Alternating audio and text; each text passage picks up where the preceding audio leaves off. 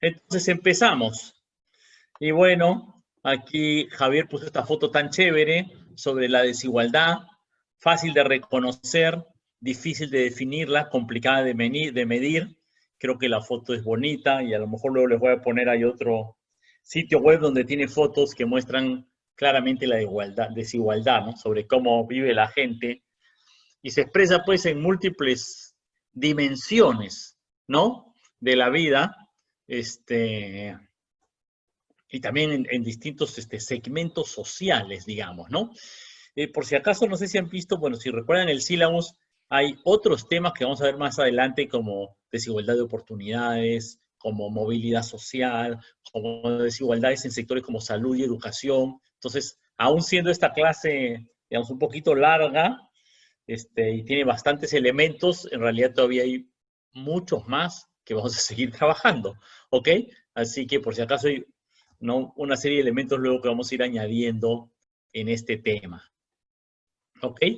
Y bueno, aquí está más o menos la lista de los temas que vamos a ir viendo en la clase. Mejor los voy a ir presentando a medida que vamos como avanzando la clase, ¿ok?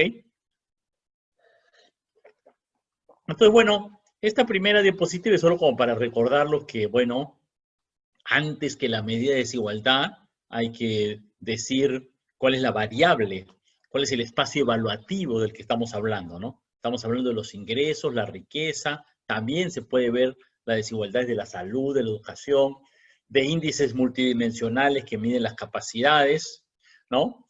Entonces, buena parte de esta clase y de lo que hemos discutido o se han discutido en la ciencia económica tiene que ver con desigualdad de ingresos, riqueza, pero también hay análisis para otras medidas y de otras variables que se pueden medir y, bueno, varias de estas medidas se pueden aplicar a distintas medidas que no son solo exclusivamente las medidas de ingresos o economía clásicas, ¿no? Y bueno, anoto esto de que en general cuando medimos la desigualdad hay dos grandes entradas, digamos, respecto a las unidades de análisis, ¿no? Una es, la mayor parte de lo que veremos ahora son medidas en las cuales las unidades de análisis son los individuos, los hogares, las personas, digamos esto, típicamente agrupadas en hogares y que luego se les asigna un ingreso per cápita, pero digamos es pensando en las personas. Pero también hay otras medidas de desigualdad bastante utilizadas en la literatura, como desigualdades de acuerdo a factores de producción, ¿no? Dividir el Producto Bruto Interno entre el capital y el trabajo, por ejemplo, ¿no? Es una medida bastante utilizada también, ¿no? Que como veremos más adelante, atraviesa los individuos, ¿ok? Ahora vamos a ver un grafiquito que lo muestra bastante claramente. ¿Ok? Y bueno, como le decía, esta mirada de salarios versus rentas del capital, digamos, ¿cierto? Capital versus trabajo, es lo que se llama la distribución funcional del ingreso, ¿no? Qué porcentaje del ingreso nacional o del PBI percibe cada factor de producción, pero ojo, una persona puede tener ingresos de varias fuentes, ¿ok?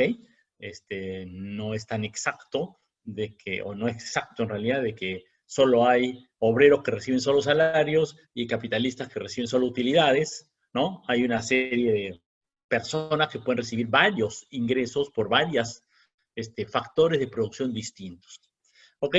Y posiblemente por eso se ha puesto bastante énfasis en la medida de la distribución de los ingresos individuales, ¿no? De las personas, de los hogares.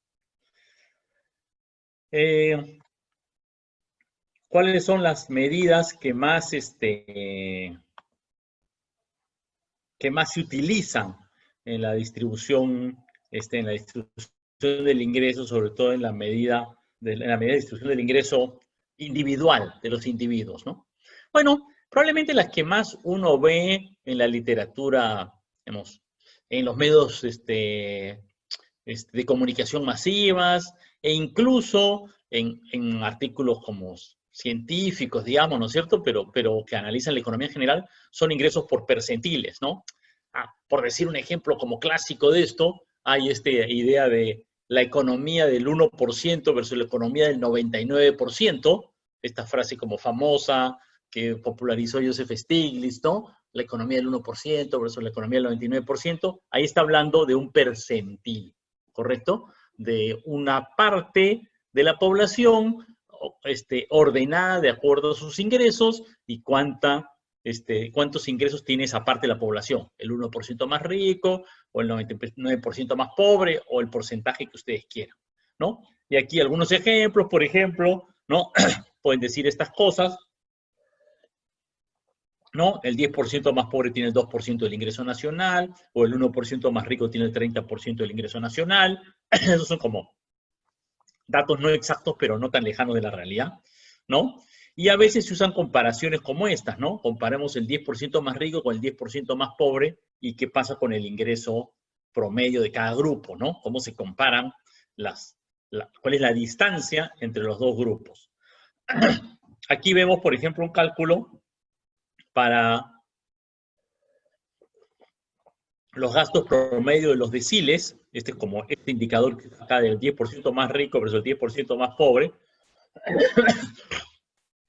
Creo que aquí digamos, viene a ser el 90 contra el 10%, y aquí son distintas comparaciones de percentiles, cómo han ido variando la distancia entre los gastos promedios de los percentiles, digamos, ¿no? La distancia entre el 90% más pobre versus el 10% más rico, la distancia del 75% más pobre versus el 25% más rico, etcétera. Y aquí pueden ver cómo ha ido variando y en principio achicándose un poquito sobre la diferencia esta del 90 con el 10 a partir de la encuesta nacional de hogares, ¿ok? La próxima clase la dedicaremos, en realidad sobre todo la va a hacer Javier Herrera, para comentarles todas las dificultades que hay en la medición. Y les recuerdo de que esta medición está basada en una encuesta, por lo tanto, con todos los temas que implica una encuesta, que tiene una muestra, que tiene errores muestrales y no muestrales, etcétera. ¿Ok? Pero todos esos temas respecto a cómo se mide y la estadística, la confiabilidad de los datos, etcétera, lo veremos la próxima clase. ¿Ok? Por si acaso, digamos, aquí hay otra entrada, digamos, ¿no?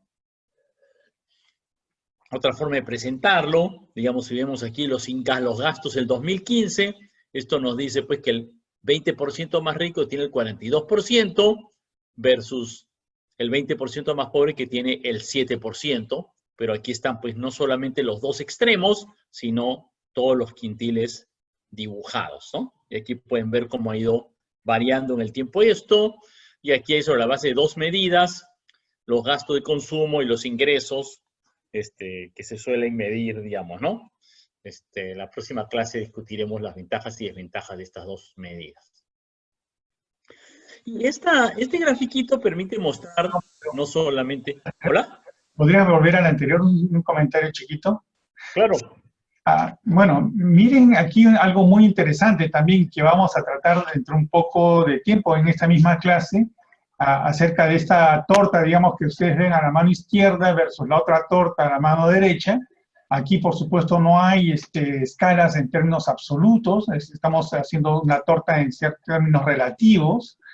Y ustedes pueden ver que la parte del quintil más rico, que es la más clara, pasa del 46% al 42%. Es decir, durante este periodo, los más ricos han cedido 4%, 4 puntos porcentuales, es decir, una parte que equivale a 4 sobre 100 de su torta a los demás, ¿no? Y casi los ha repartido un pedacito, ese cuarto, digamos, 4% los ha repartido uno por uno a los demás hogares, ¿no? Entonces ustedes saben de que ha habido una reducción muy importante de la pobreza, pero al mismo tiempo miren esa redistribución que está habiendo en la torta, ¿no? Entonces creo que es importante. Lo otro también recuerden lo que les acaba de decir el profesor Frank, ¿no? El tema de la unidad del análisis, muy importante, y también si estamos midiendo flujos o stocks. ¿Por qué? Porque eso va a tener relevancia en el momento que quisiéramos explicar estas variaciones de la desigualdad. En algunos casos, si estamos midiéndolo en términos de ingresos por trabajo, ya sabemos que vamos a tener que mirar con mayor detalle el mercado de trabajo. Y si estamos mirando otro tipo de fuentes, también habrá que ver, por ejemplo, las transferencias entre hogares, transferencias del Estado, también van a jugar en las desigualdades, ¿no es cierto? Y otro punto también más bien casi desapercibido, es la diferencia que puede haber en la distribución entre hogares y individuos, ¿no? Hay muchos autores que muestran cómo la desigualdad entre individuos, podemos decir entre individuos en el mercado de trabajo, en ingreso laboral, puede haber estado disminuyendo al mismo tiempo que la desigualdad entre hogares ha aumentado. Entonces uno se pregunta, ¿y por qué? ¿No? Si los hogares están compuestos por los individuos, ¿por qué razón uno puede aumentar y otro disminuir, o uno disminuir más que el otro? Y aquí tiene que ver con cómo se forman los hogares, ¿no? Con quién te casas. Es lo que le llaman el assortative matching, ¿no? Es decir, generalmente uno se casa con gente del mismo nivel socioeconómico y eso hace que los hogares sean más homogéneos desde el punto de vista de sus ingresos que respecto a lo que, digamos, a la heterogeneidad entre individuos, ¿no? Es decir, hay una suerte de endogamia, por así decirlo, económica, que hace, pues, de que la desigualdad entre hogares pueda ser más elevada o evolucionar de una manera distinta que la desigualdad de individuos, ¿no? Con esto cierro el paréntesis. Chévere, gracias Javier. Entonces, bueno, vamos avanzando. Este grafiquito bien simpático, porque no solamente muestra, digamos, el primer quintil tiene 5% del ingreso nacional y el quinto quintil tiene el 48% del ingreso nacional, y eso está graficado, pues, digamos, en la longitud de la barra, sino que además está graficado aquí de dónde viene el ingreso para cada grupo. Entonces ustedes pueden ver que para el primer quintil, el 64% es ingreso del trabajo, 24% transferencias, básicamente programas sociales y remesas, y miren, por ejemplo, ¿no? Ingresos y pensiones un poquitito por aquí, digamos, ¿no? Y desde luego el rojo, que es ingreso y capital, pues aquí es nulo, ¿no? Los más pobres no tienen nada de ingreso del capital, ¿no? Y el ingreso de capital va aumentando hasta ser 4% en el ingreso más rico, pero que fíjense, también en este gráfico tiene la mayor parte de ingreso por el trabajo, ¿no?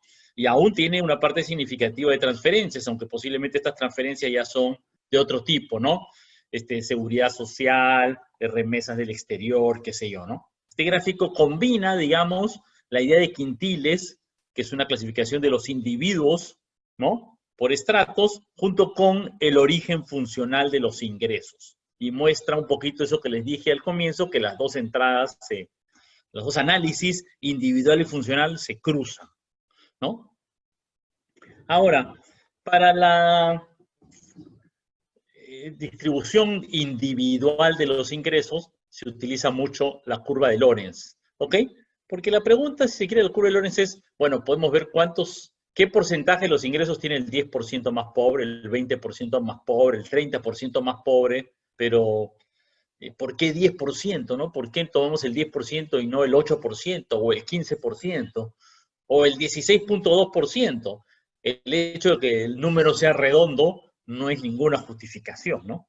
Entonces la curva de Lorenz dice, bueno, vamos a responder esa pregunta para todos los ingresos por percentiles posibles. Entonces este grafiquito, que es la curva de Lorenz, que sería esta curva punteadita acá, dice más o menos esto, ¿no? Para el 20% de la población más pobre, le toca, aquí estoy diciendo más o menos a ojo, el 8% del ingreso nacional. Y aquí, o del gasto en este caso, ¿no? Y aquí para el 40% de los más pobres, más o menos corresponde pues el 19%, 20% del ingreso nacional. Y etcétera, así se puede ver. Y el 20 y 40, pero aquí están todos los datos, ¿no? Aquí está el dato del 30% y aquí está el dato del 10% y el del 5%. Y ¿qué porcentaje de ingresos acumula el X% más pobre? Está respondido para cualquier valor de X en esta curva. Los datos están aquí acumulados. ¿Ok? Y por si acaso, desde luego acá hay un complemento, ¿me explico? Si el 80% más pobre tiene el 50% del ingreso nacional, o el 55% del ingreso nacional parece tener el 80% más pobre, quiere decir que el 20% más pobre tiene el restante 45%, dado que la suma tiene que llegar al 100%. Por eso el 100% de la población acumula el 100% del ingreso nacional, por construcción. Y el 0% tiene el 0%. El 0% de la población tiene el 0% de los ingresos, por construcción. ¿Ok? Y la curva de Lorenz siempre está debajo de esta raya, que algunos le llaman la curva de la perfecta igualdad, que diría, si todo el mundo tuviera el mismo ingreso, esta sería la curva de Lorenz, ¿ok? Una recta perfecta uniendo los dos puntos. Pero como nunca es así, siempre hay gente que viene más de menos, la curva de Lorenz es, digamos, abombada hacia abajo necesariamente. Y la idea básica, si se quiere, más sencilla es, mientras más abombada es la curva, o sea, mientras está, digamos, más cerca al eje horizontal, si estuviera más por acá, implica una mayor desigualdad de los ingresos, ¿ok? Y si está más pegada para acá, implica una mayor igualdad de los ingresos, ¿ok?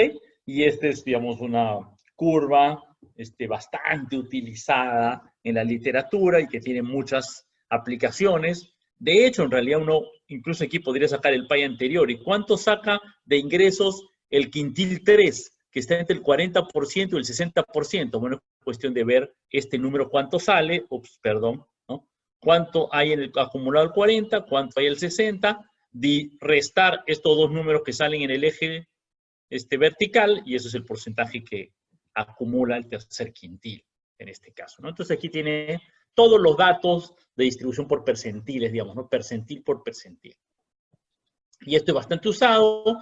Luego les voy a comentar un momento las ventajas y desventajas, digamos, de esta curva, ¿no? Ahora, a partir de esa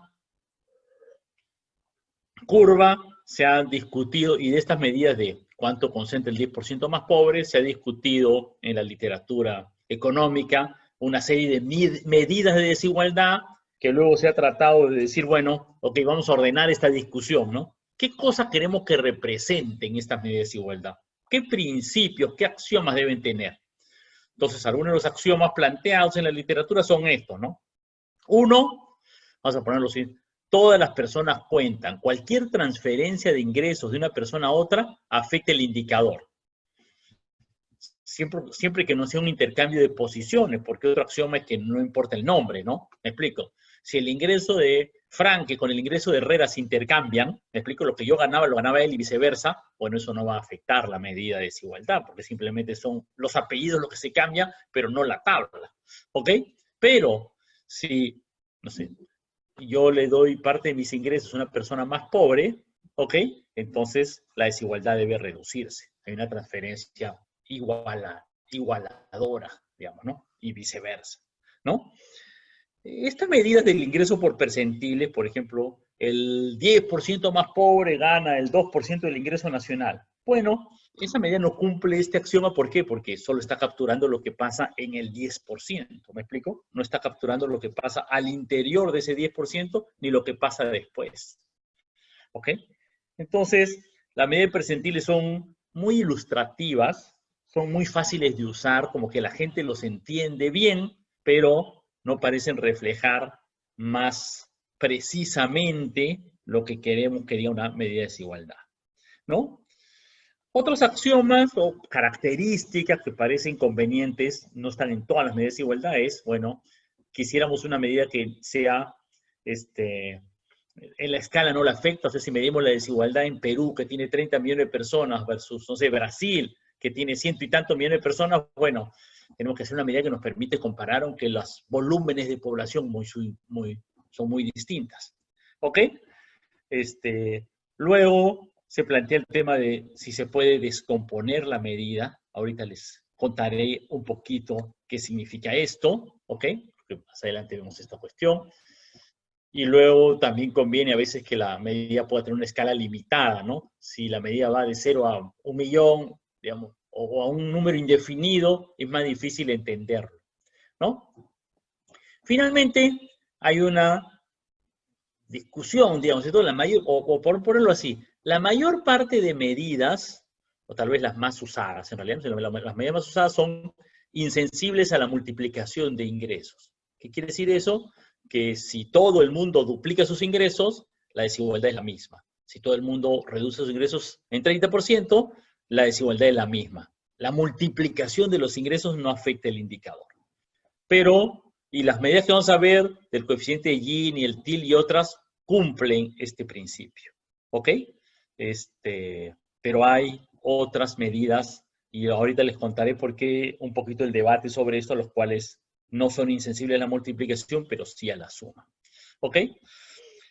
Lamentablemente, ¿qué quiere decir que son insensibles a la suma? Otras medidas, ¿no? Que es que, bueno, ¿y qué pasa si reparto a todos los peruanos les reparto 1.000 soles? Bueno, en realidad, repartirle 1.000 soles va a hacer que alguien que tenga muy pocos ingresos, me explico, alguien que gana solo 500 mensual va a triplicar sus ingresos. Alguien muy rico va a aumentar sus ingresos en una pequeña proporción. Entonces, eso va a modificar un indicador como el Gini o el TIL. Se demuestra que no es posible tener un indicador que sea insensible al mismo tiempo a la multiplicación de ingresos y a la suma. ¿Me explico? Hay que escoger uno de los dos u otro, pero no se puede escoger los dos. Y ahorita les mostraré un poquito un grafiquito sobre lo que esto implica. Bueno, el pionero en esto fue pues, este señor Corrado Gini, ¿no? Un italiano que es famoso por esta cuestión, con su propia historia política, ¿no? Y que fue pionero en la formulación de este índice de desigualdad y ha pasado a la posteridad, digamos, ¿no es cierto? Porque el coeficiente Gini es el indicador más utilizado, diría yo, en la literatura internacional sobre esto, ¿no? La forma más fácil de verlo es, el Gini es el área debajo de la curva de Lorenz, es decir, esta área de acá, ¿ok? De tal manera que si esta curva de Lorenz está pegada al índice de igualdad, A es chiquitito, el coeficiente Gini es chiquitito. En el extremo, en la perfecta igualdad, el coeficiente Gini es 0.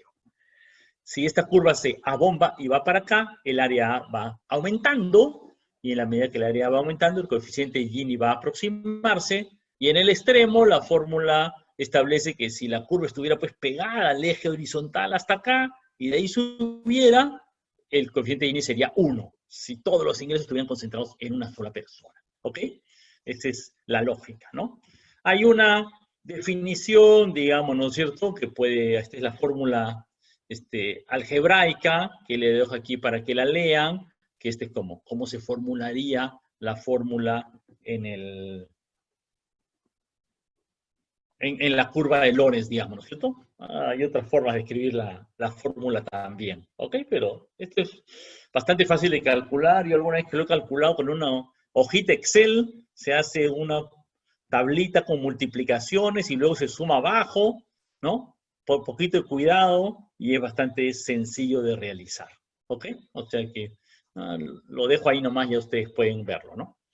Esto es, digamos, unos grafiquitos para, ¿no es cierto?, de cómo funciona esto. Entonces aquí pueden ver que para el 2004 esta era la curva de Lorenz, esto da un Gini de 0.412, ¿no? El Gini, por si acaso, siempre está entre 0 y 1, ¿ok? No puede ser menor que 0 ni puede ser mayor que 1. La construcción algebraica del indicador lo asegura, ¿no? Y aquí pueden ver cómo sobre la base de la ENAO, digamos, ¿no es cierto?, con el gasto per cápita, el Gini ha ido bajando en los últimos años, luego veremos lo que dice y no dice esto, ¿ok? Pero bueno, se puede ver, digamos, así como a ojo, digamos, ¿no? Un poquito, se ve que entre esta y esta curva es más abombada, por eso el Gini es más grande, y que de aquí a aquí, digamos, ¿no? De aquí a aquí, esta es menos abombada, y por eso el Gini es más bajo. ¿Ok? Y por si acaso, bueno, aquí está cómo ha evolucionado el Gini, calculado para los ingresos reales en Lima, perdón, en el Perú, en los últimos años con la ENAO. Y como ven, dado que la ENAO es una encuesta, por lo tanto tiene una muestra, por lo tanto, si tiene una muestra, tiene un intervalo de confianza y una confiabilidad de los datos. Es decir, Otra encuesta hecha de la misma manera, en el mismo momento, con las mismas características, no daría exactamente los mismos datos, porque, bueno, es una muestra.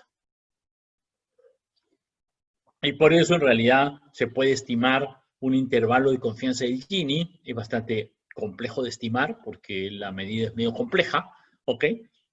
¿No? Pero esto muestra, hay un intervalo de confianza del Gini que depende, pues, del tamaño de la muestra, de la forma como se ha tomado la muestra, etcétera, digamos, ¿no? Este es el indicador de lo que funciona en Lima. Este es de los ingresos y típicamente sale siempre, casi siempre, bueno, no sé si siempre o casi siempre, los coeficientes de Gini de los ingresos salen más altos que los coeficientes de Gini del consumo, porque es una característica natural, ¿no? A mayores ingresos tiende a haber mayor proporción de ahorro, entonces la diferencia de consumo es menos que la diferencia entre los ingresos. Ok. Y aquí pueden ver otro calculito donde está la curva de Lorenz y el Gini, ¿no? De los gastos, los ingresos y el valor de los activos.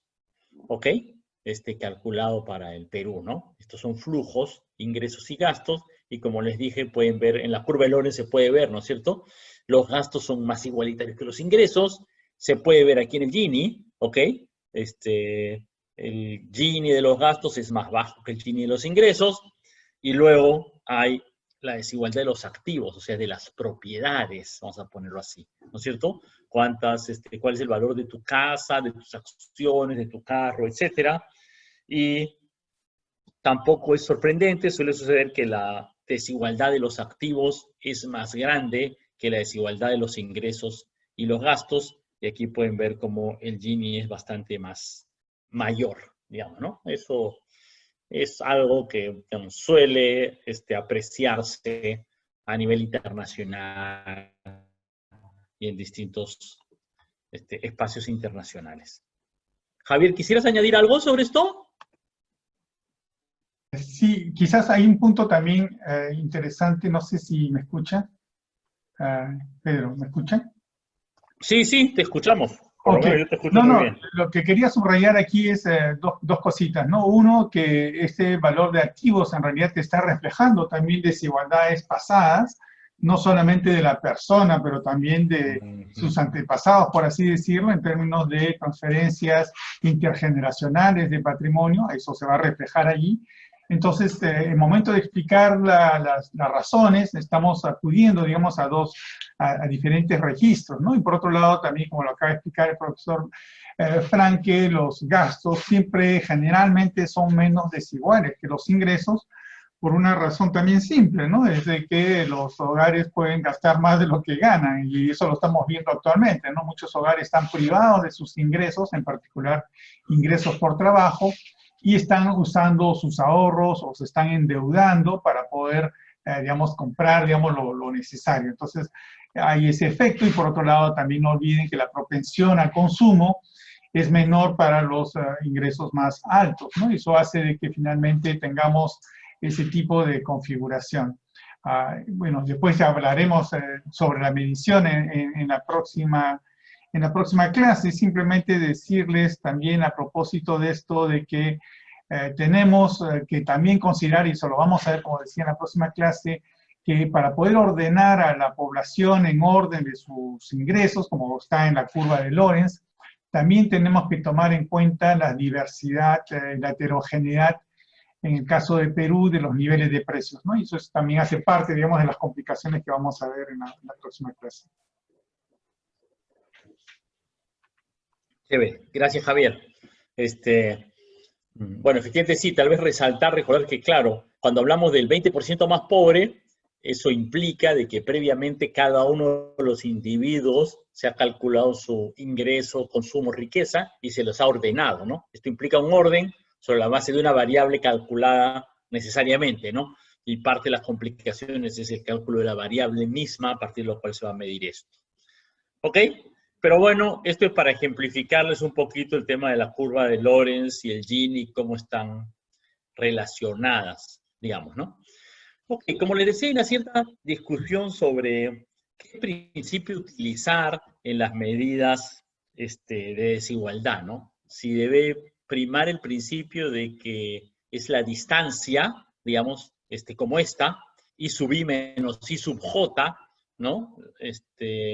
La diferencia de ingresos, la que debe primar, la que debe ser el elemento constitutivo de la medida de la desigualdad, o si es la diferencia relativa, la razón matemática entre los ingresos de dos individuos cualesquiera, lo que debe prevalecer. Aquí agarré un ejemplo que hice, que hizo un artículo que escribió Jürgen Schultz, un profesor de la Pacífica hace algunos años, ¿no? Decía, bueno, entre el 2009 y el 2015, los más pobres han aumentado 37% de sus ingresos y los más ricos 7% de sus ingresos. Pero eso significa 500 soles para los más pobres y 2.000 soles para los más ricos. Me explico, el porcentaje se transforma en una cantidad absoluta distinta porque la base del cálculo, me explico, el ingreso original era muy distinto, ¿no? Para que vean eso en el mundo, bueno, he buscado este grafiquito que me parece que es como simpático, ¿no? Bueno, lo tengo ahí a la mano, ¿no? Creo que este es para todo el mundo. Me mostré la vez pasada, este es el estudio de Branko Milanovic de la distribución del ingreso en el mundo del 88 al 2008, y estos son los porcentajes, ¿no? Y esta idea de los porcentajes es la idea de las razones matemáticas, ¿me explico? De la proporción de uno sobre el otro, que es la base con la cual uno mide, por ejemplo, el coeficiente Gini o la curva de Lorenz, ¿ok? Se refiere a las proporciones de los ingresos de uno y otro. Es sobre esta base, este principio, digamos, ¿no? Este es el principio que manda en la construcción del Gini. Y aquí, ¿se acuerda cómo vimos que la clase media es la que, ¿no? Tiene mundial, es la que tiene un alto crecimiento porcentual de los ingresos, y luego un sector aquí muy poco en los países avanzados y qué sé yo. Pero bueno, esta misma curva, esto es cuánto gana cada percentil en porcentaje. Y esto es lo mismo, cuánto gana cada percentil, pero en dólares, digamos, ¿no es cierto? En cantidades, en montos. Y observen ustedes que absolutamente distintas se ven las curvas, ¿no es cierto? Cuando uno ve la curva aquí, primero que aquí no se ve ningún hueco, ¿me explico? Aquí se ve ganancia, ¿no? Y la curva aquí es como casi, claro, aquí hay un pequeño bajoncito, ¿no? Pero casi se ve una curva creciente, creciente, creciente. Y la diferencia, aquí cuando vemos porcentaje, bueno, la clase media ganó 80% y los más ricos 60%. Ok, pero este gráfico te dice que ganó más porcentualmente, pero esos son $466 y los más ricos ganaban $22.000 por el mismo porcentaje, ¿no? Entonces, con esto quiero ejemplificar un poquito que, ojo, esta medida como del Gini, de la curva de Lorenz, que mide proporciones, luego lo vamos a volver a ver, es un poco distinto de ver montos, ¿no? Y bueno, como les digo, hay dos formas, solo hay que escoger una de las principios, ¿no? Aquí es un grafiquito que muestra distintas indicadores, en realidad, varios. Estos son dos de los más utilizados, ¿no es cierto? A nivel internacional, ¿no es cierto? El Gini y el TIL, y muestran en general una tendencia a la caída a nivel mundial, un poco lo que vimos la otra vez. ¿Ok? Esta es otra medida que no veremos mucho ahora, pero que también se usa, la desviación logarítmica media. Y como ven, estas son medidas basadas en la proporción, en la razón. Estas son medidas basadas en la distancia absoluta, ¿no es cierto? En la diferencia, ¿ok? Y como ven, las tendencias son opuestas, digamos, ¿no? Son opuestas, ¿no? Refleja, pues, esto, ¿me explico? A nivel mundial, este crecimiento, ¿no? En medida de proporción, el crecimiento medio de acá ha tendido a reducir la desigualdad, ¿ok? A nivel de proporciones, obviamente esto pues tiende a aumentar la desigualdad, ¿me explico? Estos han ganado más, ¿ok? En fin, a pesar de eso, en realidad, a mí me parece esto es una discusión interesante. Son dos formas de verlo. Si recuerdan con atención los que leyeron, espero todos, el artículo de la semana pasada de Martin Ravalion, ¿no es cierto? Él precisamente en la última parte del artículo resalta este tema. Adelante, Rodrigo, tenías una pregunta. Sí, o sea, se me hace que las medidas basadas en razón tal vez podrían ser, o sea, por ejemplo, en el ejemplo que usted usó, me parece que los pobres, el ingreso de los pobres creció un 37%, si no me equivoco, mientras que el de los ricos, claro, creció un 7%. Um, Me pregunto, o sea, ¿cuál de las dos medidas refleja más que, o sea, no sé, de repente un enfoque en justicia, en derechos? ¿Cuál medida refleja un, um, un incremento en el bienestar de los diferentes grupos? Porque yo pensaría, ok, un incremento de 2.000 soles a una persona en el 10% que más gana en el Perú, posiblemente signifique menos para esa persona que un incremento de 500 soles para una persona pobre. Es posible, efectivamente, digamos, claro, atrás de esto hay un tema que tendría que ver con el mismo aumento, incluso proporcional, ¿no? En distintas ideas de cómo sería una curva de utilidad o de bienestar subjetivo, tiende a decir que aumentarle 10% a un pobre le aumenta más su bienestar que incrementárselo a un rico. No sé si me explico, ¿no? Entonces, en ese sentido, claro, comparar dos cantidades aquí distintas es difícil, ¿no? Porque ya todo es distinto, ¿no? Me explico, pero en los porcentajes, si uno parte de considerar una curva de utilidad o de bienestar subjetivo que es cóncava, ¿me explico? Que tiene una segunda derivada negativa, ¿ok? El mismo porcentaje va a generar más aumento de utilidad entre los pobres que en los ricos. No sé si me expliqué suficiente.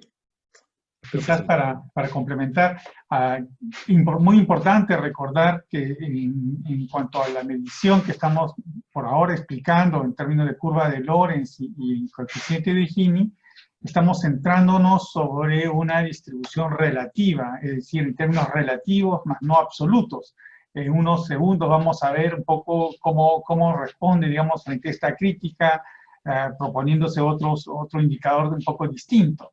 Pero creo que es interesante también, además de este hecho de ser consciente que solo nos estamos por ahora interesando en las posiciones relativas, más no en términos absolutos de montos, el hecho de que esto también tiene implicancias sobre la manera en que uno relaciona estos indicadores con otras variables, como por ejemplo el impacto de la desigualdad sobre el tamaño de los mercados, ¿no? Por ejemplo, decir, ok, estamos comparando dos países, Brasil y Perú tienen, supongamos, no es el caso, pero supongamos el mismo nivel de desigualdad, pero tienen niveles medios, digamos, de ingresos muy distintos. Entonces, esto tiene otra implicancia en términos de niveles de bienestar social. Es decir, no podemos deducir a partir de estas curvas de Lorenz relativas nada que se refiera a bienestar o una función de utilidad social, ¿no? Creo que eso lo tenemos que tener muy conscientes, ¿no? Bueno, eso es un poco lo que quería mencionar. Y lo otro también que tengamos en mente, porque luego lo vamos a retomar, es este tema del anonimato, ¿no? Estamos viendo que no importa quién esté en qué posición, no nos importan los apellidos, por así decirlo, mientras que tengamos las mismas posiciones en la distribución, eso no nos importa. Pero esto nos lleva a subrayar algo también muy importante, y esto es una foto. Por ahora estamos con una foto en donde no nos importan las posiciones relativas. Hemos visto en el gráfico anterior que la desigualdad en el Perú ha disminuido, pero imagínense, también hubiera podido aumentar. ¿Y qué pasa con nuestra interpretación cuando constatáramos que las posiciones sí cambian? Y este es un punto que también vamos a discutir un poco más tarde, porque realmente muestra en qué medida hay, digamos, un límite hasta dónde podemos jalar, digamos, la interpretación de lo que estamos viendo en términos de las evoluciones, ¿no? Correcto. No sé si Rodrigo se respondió, pero claro, para, digamos, tal vez recordar un poquito, ¿no? Esto dice, bueno, el 10% más pobre aumentó en tanto porcentaje sus ingresos o en tal cantidad sus ingresos. Ahora, este 10% entre el 88 y el 2008 no quiere decir que sean necesariamente las mismas personas. ¿Me explico? Claro, de hecho, porque hay cambio de familias, hogares, etcétera, pero no solo eso, sino que hay movilidad social. O sea, alguna gente de este decil se fue para adelante y otros se fueron para atrás. ¿Ok? Es solo una comparación, digamos, como del percentil, como un rango anónimo, ¿no? Digamos, ¿no? Establecido en la distribución. Claro, sí. Ok. Gracias. Y lo otro también, perdón, lo otro también quizás para que recuerden en el debate digamos, que inicia Ravalión también discutiendo ese trabajo de Milanovic, el indicador que uno escoge, y lo han visto hace un instante en el otro gráfico, no siempre cuenta la misma historia, ¿no? El mismo Ravalión dice, ok, Milanovic se basa en este indicador que estamos viendo en forma de elefante, pero él dice, pero si usamos otro indicador como el de Atkinson, que tiene un coeficiente, digamos, de aversión a la desigualdad mayor, ya no encontramos ese mismo resultado. Entonces ahí también hay que conocer con detalle las propiedades de los índices porque uno puede pues, replicar diciendo que lo que uno está observando no refleja la realidad, porque en realidad todos estos indicadores son sintéticos, tratan de sintetizar esa distribución, ese mapa que hemos visto de la curva de Lorenz, lo sintetiza en un solo número, y obviamente detrás hay varios supuestos que hacen de que las interpretaciones pueden ser distintas en función de los resultados. Luego, en unos instantes, también vamos a ver de qué manera podemos juzgar esta robustez a nuestras conclusiones en función de distintos tipos de indicadores, ¿no? Ok. Sí. Bueno, aquí les presento, bueno, esta es la idea de los indicadores básicos, ¿ok? Y como les digo aquí, probablemente el Gini es el más utilizado, luego les presentaré el TIL, pero déjenme todavía avanzar un poquito, porque el Gini tiene muchas como... Y la curva de Lorenz tiene como muchos temas adicionales, ¿no? Variaciones a los cuales se le puede sacar más provecho a estos indicadores, ¿no? Uno de ellos es el coeficiente de concentración. Miren, primero les quiero como presentar el dato, ¿no? Para que vean lo interesante del asunto, ¿no? Este es un grafiquito de la CEPAL, de un trabajo de las Naciones Unidas, y muestra esto. La línea roja es la desigualdad de los ingresos en distintos países antes de impuestos y transferencias, o sea, antes que se meta el Estado. Algunos dirían que es la desigualdad de ingresos del mercado, ¿no? Y aquí pueden ver, este es el Gini calculado, ¿ok?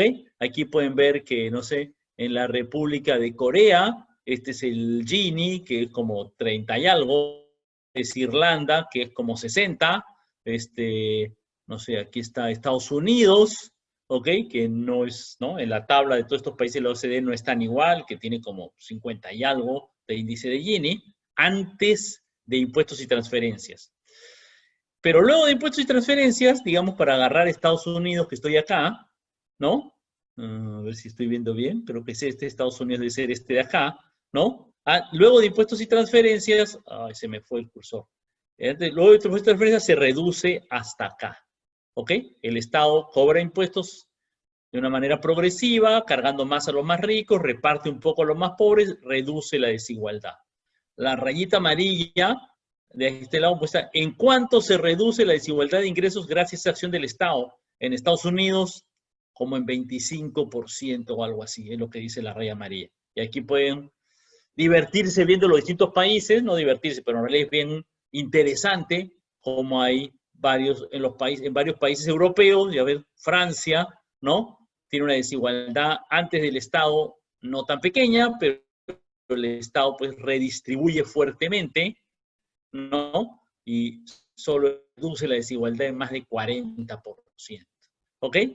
El gráfico es interesante, aparte del indicador que les contaré ahorita, porque aquí está América Latina, el rojo es antes de la acción del Estado, este celestito después de la acción del Estado, aquí está Perú, como ven Perú, la acción redistributora del Estado es absolutamente mínima. ¿Ok? Ahora, solo les presento el datito porque es simpático. Esto, ¿cómo se calcula? ¿Correcto? ¿De dónde sale este dato? Y sale de esta idea. Para hacer este cálculo, tenemos que ver cuánto redistribuye el Estado por impuestos y por transferencias. Y esto se puede calcular para cada impuesto y para cada transferencia y para cada programa social. ¿Qué tan redistribuidor ¿no? Es el programa Juntos o el impuesto a la renta, ¿ok? Y para eso es que calcula lo que se llama un coeficiente de concentración o índice de concentración, que es similar al coeficiente de Gini. Para decirlo de otra manera, se calcula, se hace una curva, se puede hacer una curva como esta, solo que en vez de poner aquí, digamos, el gasto per cápita o el ingreso per cápita y la población ordenada por el ingreso per cápita, ordenamos igual a la población por percentiles del ingreso, pero ponemos en este rango cuánto reciben de esa transferencia o pagan de ese impuesto, y a partir de ahí calculamos el coeficiente de concentración, y mientras más grande es el coeficiente de concentración, más va a redistribuir.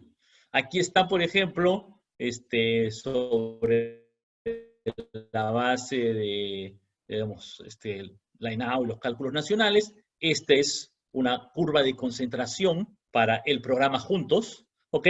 Y esto lo que dice aquí es, digamos, que el 20% más pobre recibe digamos, algo así como 57% del total de las transferencias del programa Juntos.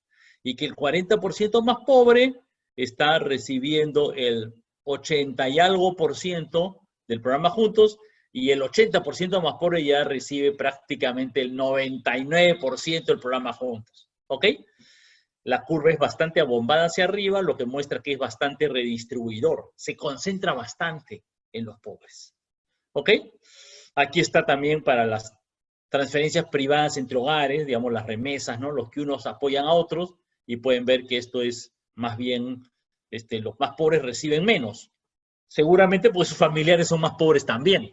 ¿Me explico? Entonces hay una conexión ahí, ¿no es cierto? Que hace que la transferencia no sea tan progresiva. La comparación es interesante, ¿no? Y de hecho, digamos, para hacer este calculito de acá para el Perú, alguien, en realidad esto se basa en un estudio, si no me equivoco, que hizo Miguel Jaramillo para el Perú, calculó los coeficientes de concentración, o sea, este índice, comillas, como el Gini, resumido para los distintos programas sociales, para la salud, para la educación, para el IGB, para el impuesto a la renta, etcétera. Y sobre esa base se puede recalcular cuánto es la distribución de ingresos después de la acción del Estado. ¿Ok? Aquí ven otra calculito, como una curva de concentración donde está la diferencia entre las transferencias dentro del país y las transferencias fuera del país, ¿no? Las transferencias fuera del país privadas, ¿no? Se concentran más todavía entre los de mayores ingresos y llegan menos a los más pobres, ¿no? Lo cual indicaría que, digamos, claro, una persona muy pobre es menos probable que tenga un familiar en el extranjero que le mande dinero, ¿no? Alguien que esté en una comunidad nativa es menos probable que tenga alguien que le mande dinero de Estados Unidos, ¿ok? Más o menos, eso es lo que refleja esto, ¿no? Pero un pequeño Javier, comentario. Sí, dale, si puedes regresar a lo anterior, cuando hablamos de transferencias por parte del Estado, este gráfico, digamos, y esos cálculos son también utilizados para juzgar cuán bien focalizadas están digamos, las transferencias públicas en este caso, ¿no? Imagínense que hubiésemos tenido al revés, ¿no? Que la curva azul sea las transferencias de Juntos, y en ese caso, pues diríamos que el Estado se ha equivocado completamente porque no les está dando a quienes no le corresponde y está agravando la desigualdad, ¿no? En este caso, no, tenemos una curva al revés, por suerte, digamos, en donde vemos que efectivamente se está focalizando correctamente, el monto de estas transferencias se están yendo hacia quienes más los necesitan, pero uno también podría preguntarse, pero nosotros sabemos que la incidencia de pobreza en el Perú es de 20%, ¿no? Entonces, en realidad, yo veo que aquí la población que está entre el 20 y 40% también está absorbiendo un porcentaje muy grande, ¿no? Y esto supuestamente está por encima ya de la línea de pobreza, ¿no? Sabemos que el percentil 20 es el que está definiendo actualmente la línea de pobreza porque la incidencia de pobreza es 20.5% en el año 2018, ¿no? Entonces, nuevamente, esto nos sirve para digamos, apreciar en cierto modo la eficacia o la eficiencia, mejor dicho, de los programas de transferencia, ¿no? Sería interesante ver cómo está ahora la distribución del bono, ¿no? Hasta actualmente, quiénes han recibido primero, quiénes han sido los primeros en ser servidos o no. Lo otro punto también que es interesante señalar aquí es que las transferencias privadas, es decir, la autoayuda entre hogares, es un factor de desigualdad, ¿no? Es decir, como decía el profesor Franke, es mejor tener un padrino rico que tu vecino o que tu hermano, porque probablemente están en la misma situación que tú. Entonces, no solamente en proporción las transferencias son más grandes en caso de los hogares más ricos, y obviamente también en montos, ¿no? Los montos de transferencia son significativamente más elevados en el caso de hogares más ricos, ¿no? Ahora, efectivamente, claro. Ahora, efectivamente, esta es una distribución porcentual de los beneficios. ¿Me explico? No hay ahí un dato absoluto, ¿me explico? O sea, de este gráfico, el que estamos viendo ahí, no podemos saber si es que el dinero de juntos es más grande que el de las transferencias privadas o no. ¿Correcto? Solo dice que de todas las transferencias privadas, ¿me explico? El 20% más pobre recibe el, no sé, 5%, 8% del total.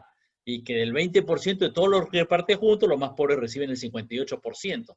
Ahora, podría ser, no esa, pero podría ser que este dinero de juntos fuera, no sé, en promedio, ¿no? El monto, la media fuera muchísimo más que esta. ¿Me explico? O sea, podría ser que aquí fueran pues 1.000 soles mensuales y aquí 100 soles mensuales en promedio. Podría ser. Este gráfico, como los gráficos de la distribución, vamos a decirlo así, no sé si omiten, no incluyen el tema de cuánto es el valor promedio. Y desde luego, en realidad en los cálculos que se hacen para ver cuál es el impacto redistributivo de esto, ¿no?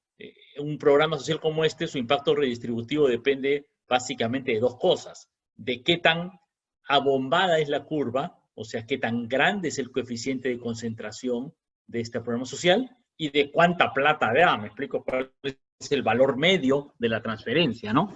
Es la suma de esos dos factores lo que va a permitir calcular, en realidad aritméticamente, por ahí les he puesto la formulita, calcular aritméticamente cuál es el impacto en la redistribución. ¿Ok? Entonces, este es un tema interesante que se hacen los cálculos y digamos, pueden ver los estudios al respecto, ¿no? Quizás también, Pedro, para añadir, en el caso de este gráfico, digamos, a la diferencia del anterior, aquí estamos combinando una variable que ordena la población ahí en el eje horizontal, ajá, en el eje horizontal, que es el ingreso, pero estamos graficando, en lugar de graficar la curva que habíamos graficado digamos, en el gráfico clásico de Gini, en donde es la misma variable, aquí estamos usando otras variables, y es por eso que puede estar por encima, ¿no es cierto?, de la curva de la diagonal. Entonces, eso, digamos, hay que tomarlo en cuenta, que estamos combinando distintas variables, una de las cuales sirve para ordenar la población, ¿no?, que es la variable de referencia que nos interesa, en este caso, por niveles de ingresos, ¿no es cierto?, en el eje horizontal. Gracias por el añadido, Javier. Efectivamente, digamos, la diferencia, la curva de Lorenz siempre está debajo de la línea de perfecta igualdad. ¿Por qué? Porque los hogares están ordenados del más pobre a más rico, y entonces el 20% más pobre no puede tener más del 20% de los ingresos totales, porque si no, no sería el 20% más pobre. Pero el 20% más pobre sí puede tener una proporción mayor del programa juntos, porque son más pobres por otras razones, ¿no?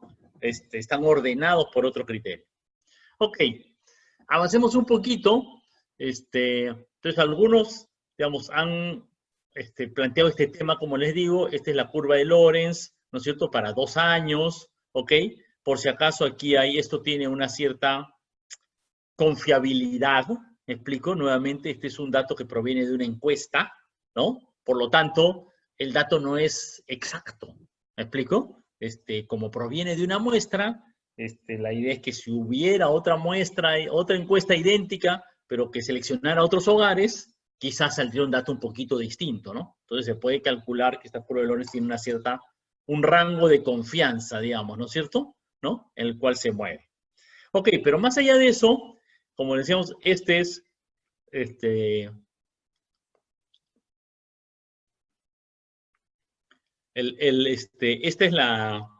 la curva que tiene que ver, esta curva mide porcentajes, el 20% tiene qué porcentaje del ingreso total, pero uno lo puede ver no respecto, o uno puede hacer una curva en la cual no refleje el porcentaje que representa el 20%, sino las cantidades. ¿Me explico? La media total acumulada, ¿no? Y esto es lo que muestra este gráfico, digamos, ¿no es cierto? Aquí para ver el ingreso total del hogar, esta curva dice, ok, al 40% de la población, este grafiquito, esta curva de Lorenz generalizada, no te va a decir qué porcentaje del ingreso sí tiene, sino cuánto ingreso tiene.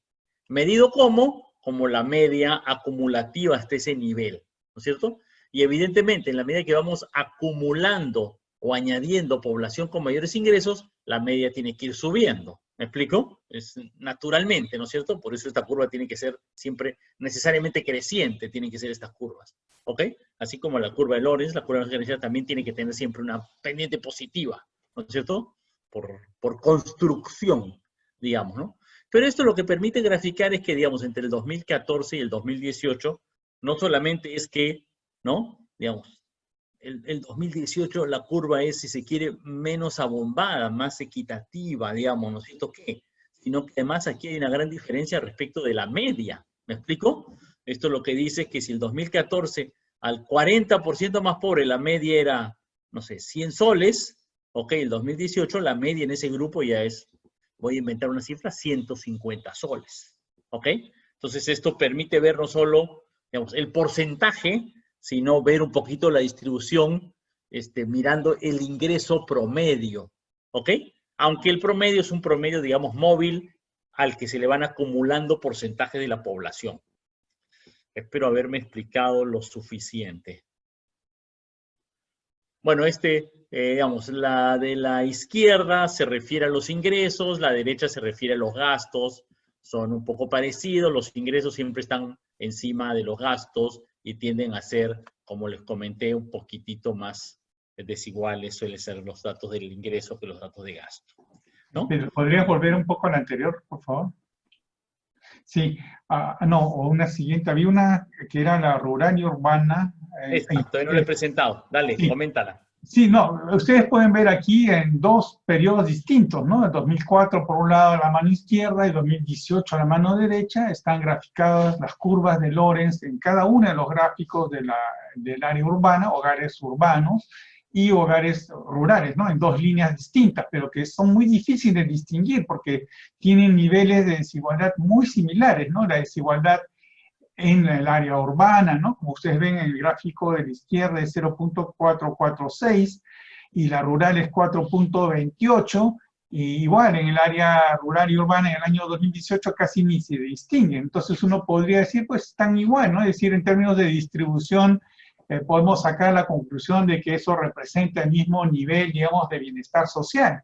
Sin embargo, como se acaba de explicar, eso no tiene en cuenta las diferencias de niveles en términos absolutos, cosa que sí podemos ver con las curvas de Lorenz generalizadas, ¿no? Y aquí vemos muy claramente la brecha enorme que hay entre el área urbana y rural en ambos periodos, ¿no? Y como ven también nuevamente en el periodo 2004 a 2018, pues la desigualdad en general en cada una de las áreas disminuye, pero las brechas siguen siendo importantes, ¿no? Entonces, en la interpretación, digamos, de las curvas de Lorenz, que sea entre distintos periodos o entre diferentes regiones o tipos de individuos, muy importante tomar en cuenta de que eso no nos dice nada acerca del bienestar social, ¿no? Cosa que aquí, en el caso de que representemos por los ingresos reales, en términos absolutos, pues la historia es completamente distinta, ¿no? Javier, y por ingreso real estamos interpretando aquí que son precios espacialmente corregidos, ¿no es cierto? Claro, o sea que, porque una duda aquí diría, oye, pero las cosas, los bienes en el campo son más baratos que en la ciudad. No, estos datos ya están corrigiendo por un índice de precios, por una deflatación espacial de los precios, ¿no? Así es, estamos muy acostumbrados a deflactar, casi es un reflejo de economistas de decir, ok, cuando comparo entre dos periodos, no sé, 2004 y 2018, pues evidentemente yo no puedo comparar valores nominales, ¿no? Mi sueldo en el año 2004 nada tiene que ver con el de 2018, ¿no? Porque debo tomar en cuenta pues que ha habido una inflación a lo largo de este periodo, y todos deflactamos casi por reflejo los valores nominales.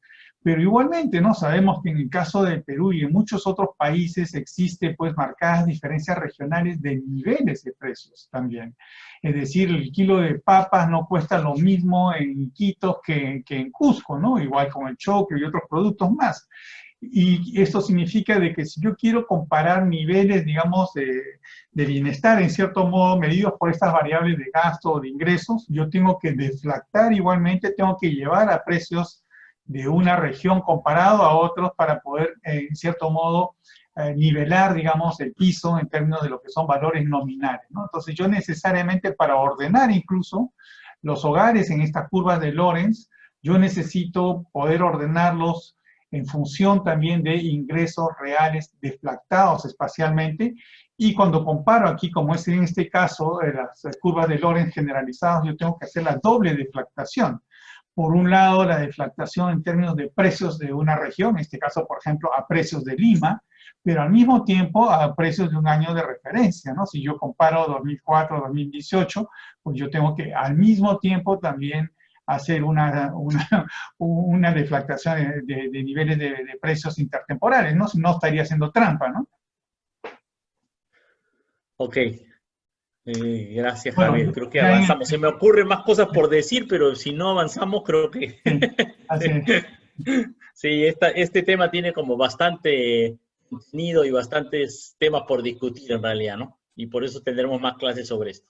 Bueno, los índices los coeficientes de Gini tienen algunas dificultades en cuanto a descomposición. Me explico, no es tan fácil descomponer, tiene muchas limitaciones de descomponer el índice, el coeficiente de Gini entre, por ejemplo, capitalistas y obreros, o incluso entre zonas urbanas y zonas rurales, ¿no? Porque hay gente a lo largo de la distribución de ambas zonas, ¿no?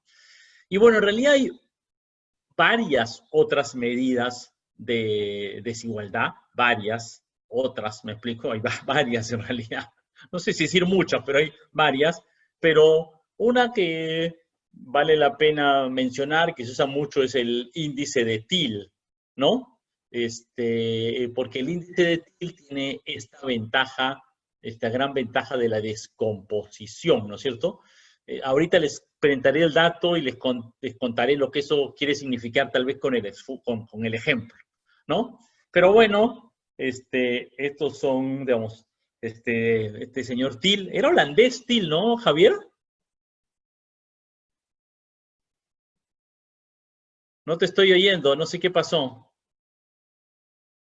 No, ahora sí me escuchan, ¿no? No, decía, no, Thiel no era holandés, era americano, nació creo en Minnesota, es Max Otto Thiel. Ah, sí, ¿no? Sí, bueno. Ok, en fin, no sé por qué tenía esa idea, alguna vez lo leí sobre otro. Y bueno, él planteó estos indicadores, que son unos indicadores, se calculan con esta fórmula, digamos, ¿no? Y si se quiere, tal vez, más que la fórmula, bueno, es la fórmula, no quiero analizarlo tanto en detalle, tal vez lo interesante de esto, sobre todo con este indicador de entropía generalizada, es que estos indicadores permiten graduar la importancia o el peso que se le da a los hogares en distintas ubicaciones de la distribución del ingreso, ¿no? Se ha establecido que el índice de Gini en realidad tiende a darle como mucha importancia a los hogares que están en la parte media de la distribución. Entonces hay una discusión en la literatura sobre a qué parte de la distribución habría que darle más peso, y estos indicadores permiten darle, digamos, graduar eso, ¿no? Darle más peso a los más pobres o darle más peso a los más ricos, ¿no? A darle más importancia en distintos niveles de la distribución, ¿no? Y digamos como que dos de los más conocidos son estos indicadores de Thiel, y esta es una fórmula generalizada, digamos, ¿no es cierto?, que permite generalizar esto, ¿no? Esta fórmula con el alfa se colapsa, digamos, si reemplazan aquí alfa por 0, esto se colapsa, digamos, ¿no es cierto?, en el límite a los valores anteriores. Quizás, pero también un punto también a añadir aquí es algo que también hemos visto en un inicio, es decir, que en realidad todos estos indicadores tienen detrás juicios normativos, juicios éticos, ¿no? En este caso particularmente aquí se hace explícito la aversión a la desigualdad, ¿no? A través de este coeficiente alfa, ¿no? Si queremos dar mayor peso a los que están más distantes, digamos, de los ingresos medios, pues al elevarlo a esa potencia alfa, le vamos a dar un peso correspondiente más elevado. Es decir, aquí estamos explicitando nuestra posición ética, normativa, respecto a la distribución. Aquí hay un calculito que, bueno, refleja aquí cómo ha evolucionado. Se calcula el Gini y el TIL sobre la base del ingreso per cápita en el Perú, y en realidad, digamos, tienden a comportarse, digamos, ¿cierto?, a reflejar más o menos de manera similar, digamos, ¿no? Tienden a porque la fórmula no lo obliga, pero en el movimiento poblacional, digamos, es lo más usual que suceda así, digamos, ¿no? Pero lo interesante del TIL, aquí hay un ejemplito, es esto, ¿no? Por ejemplo, este ejemplo, ¿no? Que es, ok, y la desigualdad que hay en el Perú, divididos el Perú entre las zonas urbanas y rurales, la desigualdad se debe principalmente a que las ciudades son mucho más ricas que las zonas rurales, o la desigualdad se debe principalmente a que hay mucha desigualdad al interior de las zonas urbanas y hay mucha desigualdad al interior de las zonas rurales. ¿Me explico? O para ponerlo así, ¿la diferencia entre la zona urbana y rural explica la mayor parte de la desigualdad o no la explica? ¿No? En realidad aquí el explica no quiere decir causalidad, sino quiere decir descomposición aritmética, ¿me explico? Numéricamente, no es una cuestión causal, sino si veo los números, ¿no? Los números, ¿qué me dicen? La mayor parte de la desigualdad está relacionada, ¿no es cierto?, se debe al hecho de que en las ciudades es más ingresos que en el campo, o es por otras razones. Porque también en las ciudades, digamos, hay los que ganan, no sé, quién, ¿no? Hay los que tienen un ingreso per cápita de 300 y los que tienen un ingreso per cápita de 30.000. ¿Ok? Entonces es verdad que en las ciudades hay más ingresos que en el campo, como vimos en el gráfico de la curva de Lorenz anterior, generalizada anterior, pero, bueno, también hay muchas diferencias al interior. Este grafiquito del TIL permite esto, ¿ok? Y este grafiquito, lo que tú dices, la diferencia de este TIL, medido como 0.539 en el 2005, esta parte, ¿no?, se debe a la diferencia entre las zonas urbanas y las zonas rurales. Y esta parte, la anaranjada, se debe a las diferencias al interior de cada una de esas áreas. E inclusive este anaranjado se podría subdividir en cuánto corresponde al interior del área urbana y cuánto corresponde al interior del área rural. Y esta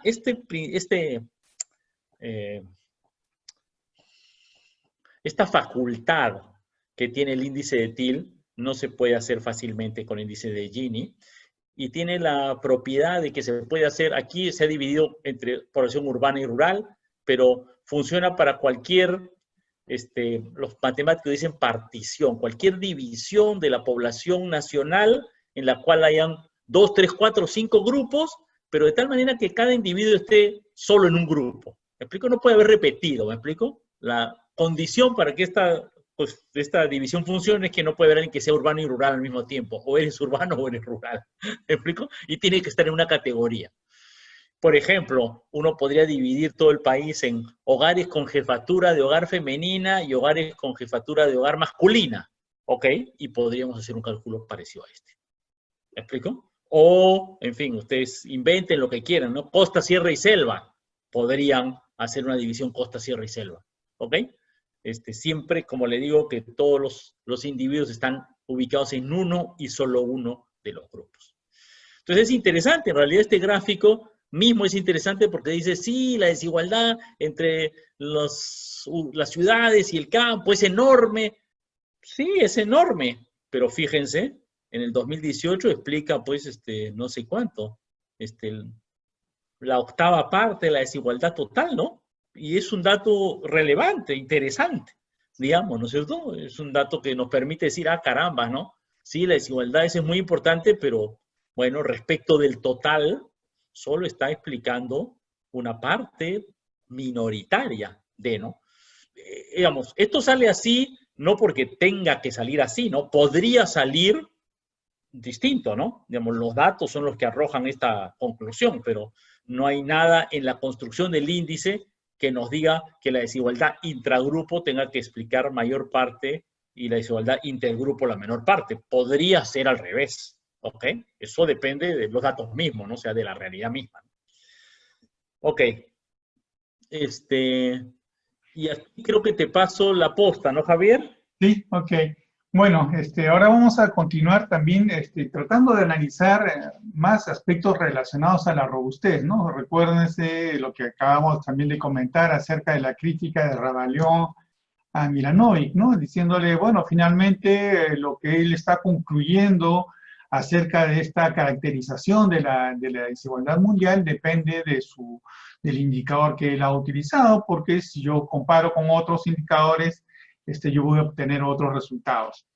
Entonces aquí la pregunta es, ¿y cómo podemos hacer para estar seguros que mis conclusiones no dependen del indicador particular que yo estoy utilizando?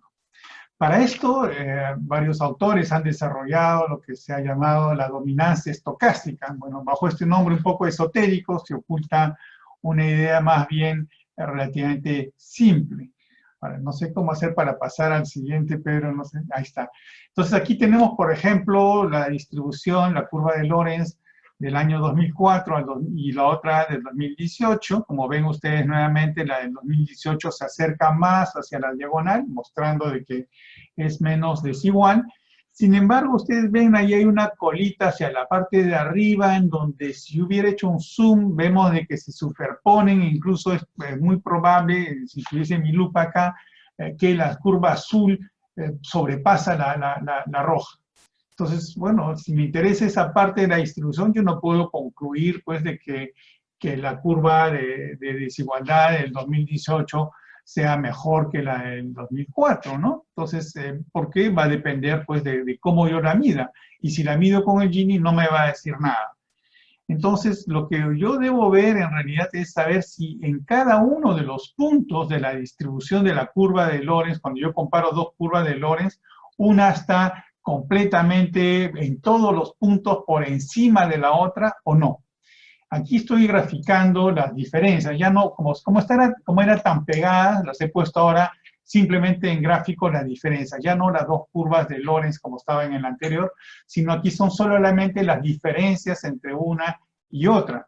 Y aquí lo que vemos es de que efectivamente son diferentes, y esa diferencia es mucho menor en una de las puntas, pero finalmente yo puedo decir con cierta confianza, en realidad con 95%, porque aquí estamos viendo el intervalo de confianza de esas diferencias, que sí son diferentes. Es decir, y esta es la cosa interesante, sea cual sea el indicador de desigualdad que yo utilice, la curva de 2018 muestra de que hay menor desigualdad que en la curva del 2004, ¿no? Es decir, puedo decir con seguridad de que no hay ambigüedad en cuanto a mi conclusión respecto a la definición o el indicador particular de desigualdad que yo utilice, ¿no? Entonces, ese es un punto muy importante y que también tiene un correlato en temas de medición de pobreza, porque igualmente yo hubiera podido comparar, ustedes saben que hay una relación entre la curva de Lorenz y la curva de frecuencia acumulada, y si yo utilizo la curva de frecuencia acumulada y si veo que la del año siguiente está hacia la derecha, en cada uno de los puntos, puedo decir de que mi conclusión acerca de la caída de pobreza es independiente de la línea de pobreza que yo haya definido. Muchas veces la pelea, el pleito, digamos, sobre la interpretación de los resultados de pobreza, ustedes van a escucharlo la próxima semana, van a salir, se basa mucho en que la línea de pobreza incluye tal cosa, está mal medida, pero cuando uno mira el conjunto de la distribución entre 2 años, ve finalmente de que la caída de pobreza no depende, digamos, esa conclusión no depende de la definición ni del valor particular que tenga esa línea de pobreza, porque toda la curva de distribución está hacia la derecha, ¿no? Entonces eso hace de que realmente no. Ahora vamos a pasar a otro concepto, que es también otra de las cosas que el coeficiente de Gini no mide, ¿no? Mucho de la discusión incluso acerca del coeficiente de Gini está centrada justamente sobre las consecuencias de esta desigualdad, ¿no? En la primera clase hemos discutido, siguiendo un poco la línea de Stiglitz, ¿no? El precio de la desigualdad, ¿no? ¿Qué consecuencias tiene la desigualdad sobre la sociedad, ¿no? Y una de ellas, pues, tiene que ver con que esta desigualdad, pues, agudiza los conflictos sociales, disminuye la cohesión social, y es por consiguiente algo sobre el cual, pues, debe tomarse una acción, ¿no? La conflictividad, como le llaman, social, pues, aumenta a la medida que tenemos esta situación.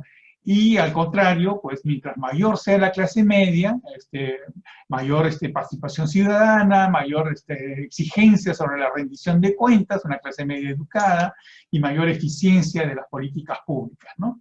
Entonces, ¿cómo podemos decir esto a propósito del coeficiente de Gini? En realidad no, porque no nos dice mucho acerca de la expansión de estos segmentos medios, o mejor dicho, inversamente, no nos dice nada acerca de la polarización, es decir, la polarización en el sentido que los dos polos opuestos de la distribución concentran una mayor parte de la distribución. Y esto lo vamos a ver un poco mejor gráficamente, ¿no? Usando también el mismo esquema del coeficiente de Gini y la curva de Lorenz.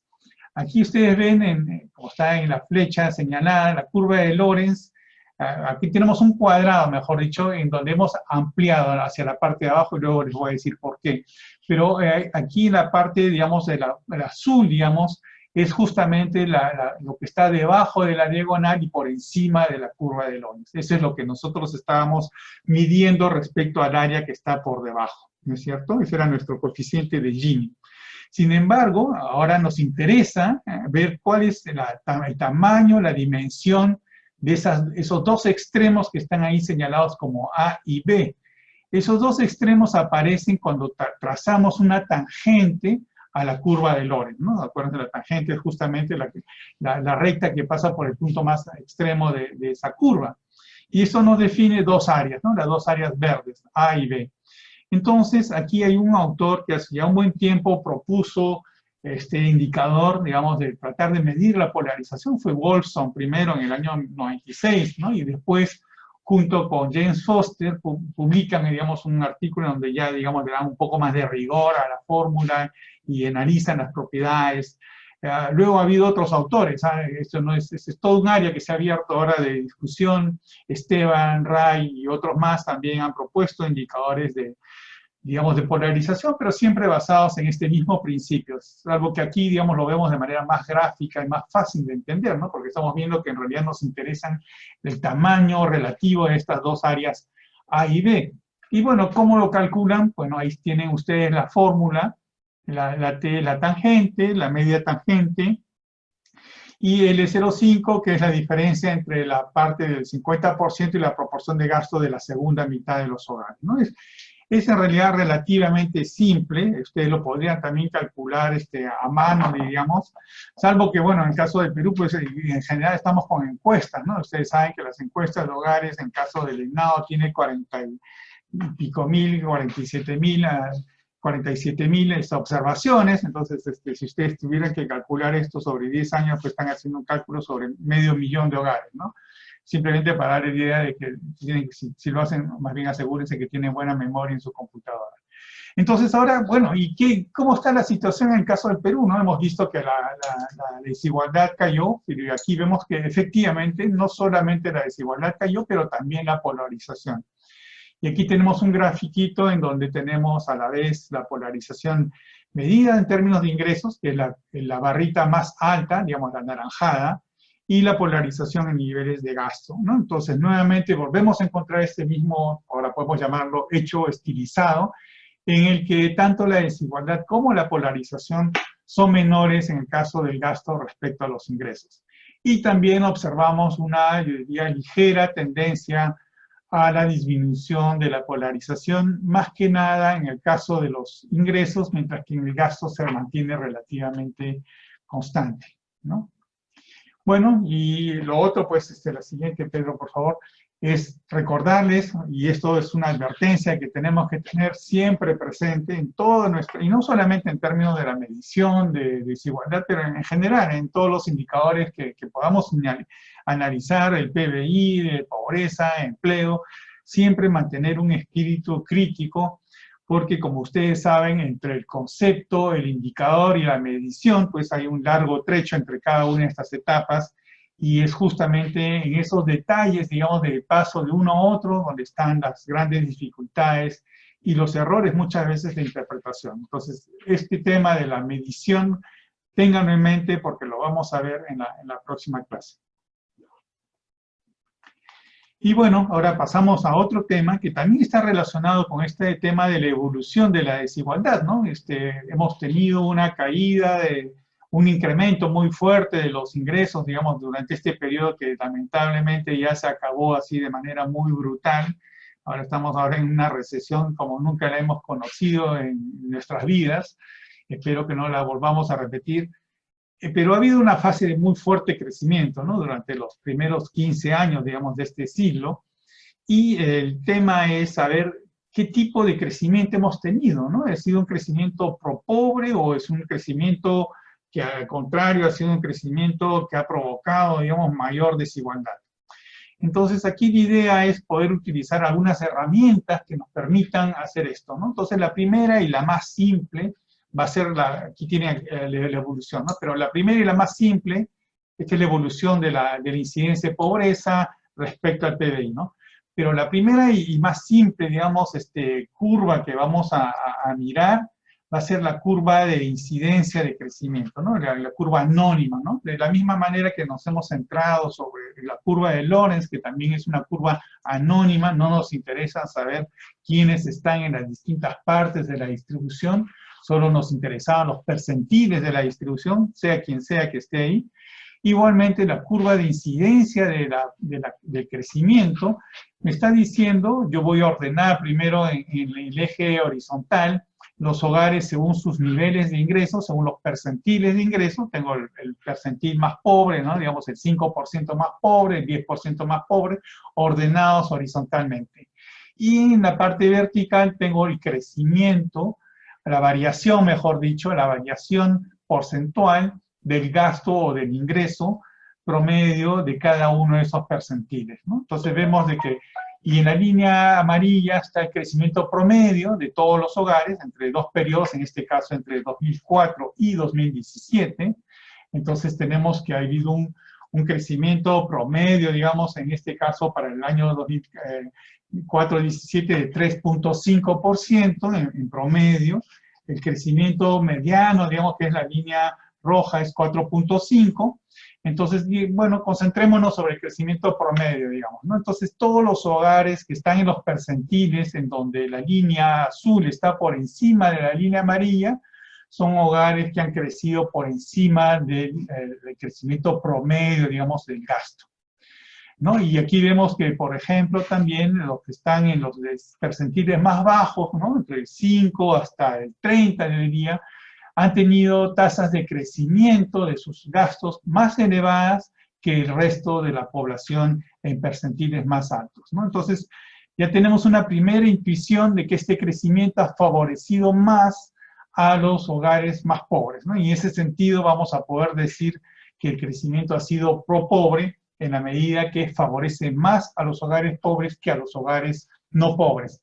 Pero aquí no necesitamos definir hogares pobres, porque acá tenemos todo el espectro, en realidad, de la distribución. Entonces, sea cual sea nuestra línea de pobreza, en cierto modo, que define, digamos, un percentil fijo que califica a los hogares por debajo de los cuales serían pobres, aquí no estamos con esa restricción, podemos ser un poco más generales y podemos ver pues, que efectivamente desde el percentil 45 hacia abajo, todos han tenido pues un crecimiento por encima de la mediana, ¿no? Lo cual también es revelador.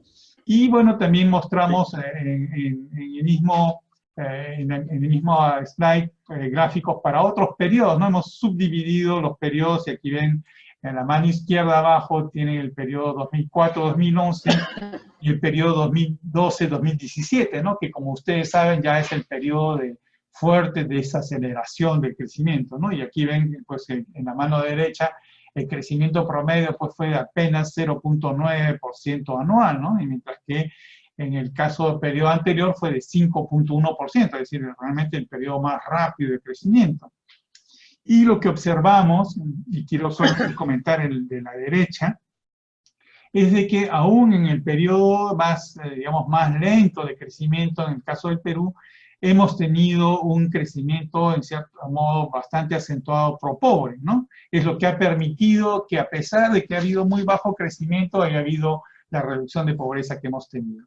Entonces, esto también tiene que ver con debates actuales, ¿no? Mucho se dice, pues, olvidémonos de políticas distributivas, eso distorsiona el mercado, dejemos más bien la libre empresa que favorezca la inversión y con el crecimiento ya tenemos la solución a la reducción de la pobreza.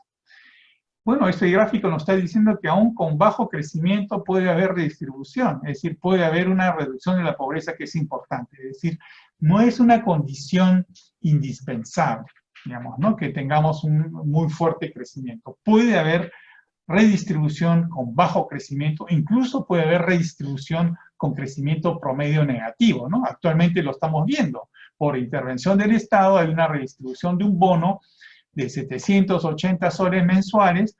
Acuérdense que el ingreso promedio en el caso del Perú es 1.500 soles, ¿no? Entonces están dándose 50% más de ingreso por transferencia pública en un contexto en donde el PBI pues, va a reducirse pues, de más de, probablemente más de 10%. Entonces, es posible tener políticas redistributivas incluso en periodos de bajo crecimiento. Bueno, pero acá, como les decía, Javier, Sí. No, a ver, quería hacer, no sé, ¿hago un par de comentarios?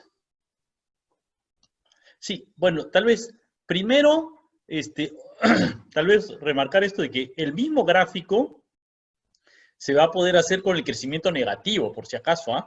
O sea que si lo podemos hacer va a ser interesante cuando termine este periodo, ver, bueno, los ingresos van a haber caído en una buena proporción y una pregunta que será interesante hacerse es, ¿los ingresos de quién cayeron más? ¿Me explico? ¿No? Y se puede hacer, digamos, la misma curva en negativo, ¿me explico? Exactamente la misma, ¿no? Solo que viendo cómo la recesión afecta a distintos niveles de los hogares, ¿no? Eso creo que por si acaso vale la pena mencionarlo porque seguramente lo vamos a ver dentro de un año o dos, ¿no? Cuando salgan las nuevas encuestas será interesante, ¿no? Cuando podamos tener datos, ¿no? El otro detalle que me parece interesante anotar que por ahí a veces los economistas que vale la pena notar es la diferencia entre la mediana y la media, ¿no? Porque ustedes saben que los economistas usamos mucho los promedios y la mediana como que a veces pasa desapercibido como una medida interesante, pero es una medida muy interesante. Y de hecho, típicamente, digamos, bueno, en las distribuciones de ingresos, digamos, prácticamente siempre como valor absoluto, me explico, no como crecimiento, como valor absoluto, si uno ve la distribución de ingresos del Perú, la media está mucho más a la derecha, o sea, tiene un valor mucho mayor que la mediana, ¿no? ¿Por qué? Porque pesan mucho los ingresos altos, ¿ok? Y de hecho, ya ver que la mediana ha crecido más que la media es una especie de indicador que el crecimiento ha sido más bien redistribuido, digamos, ¿no? Porque cuando la media aumenta más que la mediana, quiere decir que seguramente están aumentando más, donde hay más gente y no tantos ingresos, ¿me explico? En cambio, cuando la media aumenta mucho es al revés, ¿no? Cuando uno ve gráficos como estos, digamos, ¿no es cierto?, para Estados Unidos, ¿no? Por países desarrollados ve una curva al revés y la relación entre media y mediana es a la inversa, ¿no? Cuando uno ve lo que pasa en Estados Unidos, la media aumenta mucho más que la mediana y la curva de incidencia es la opuesta, ¿no? Más o menos, ¿no?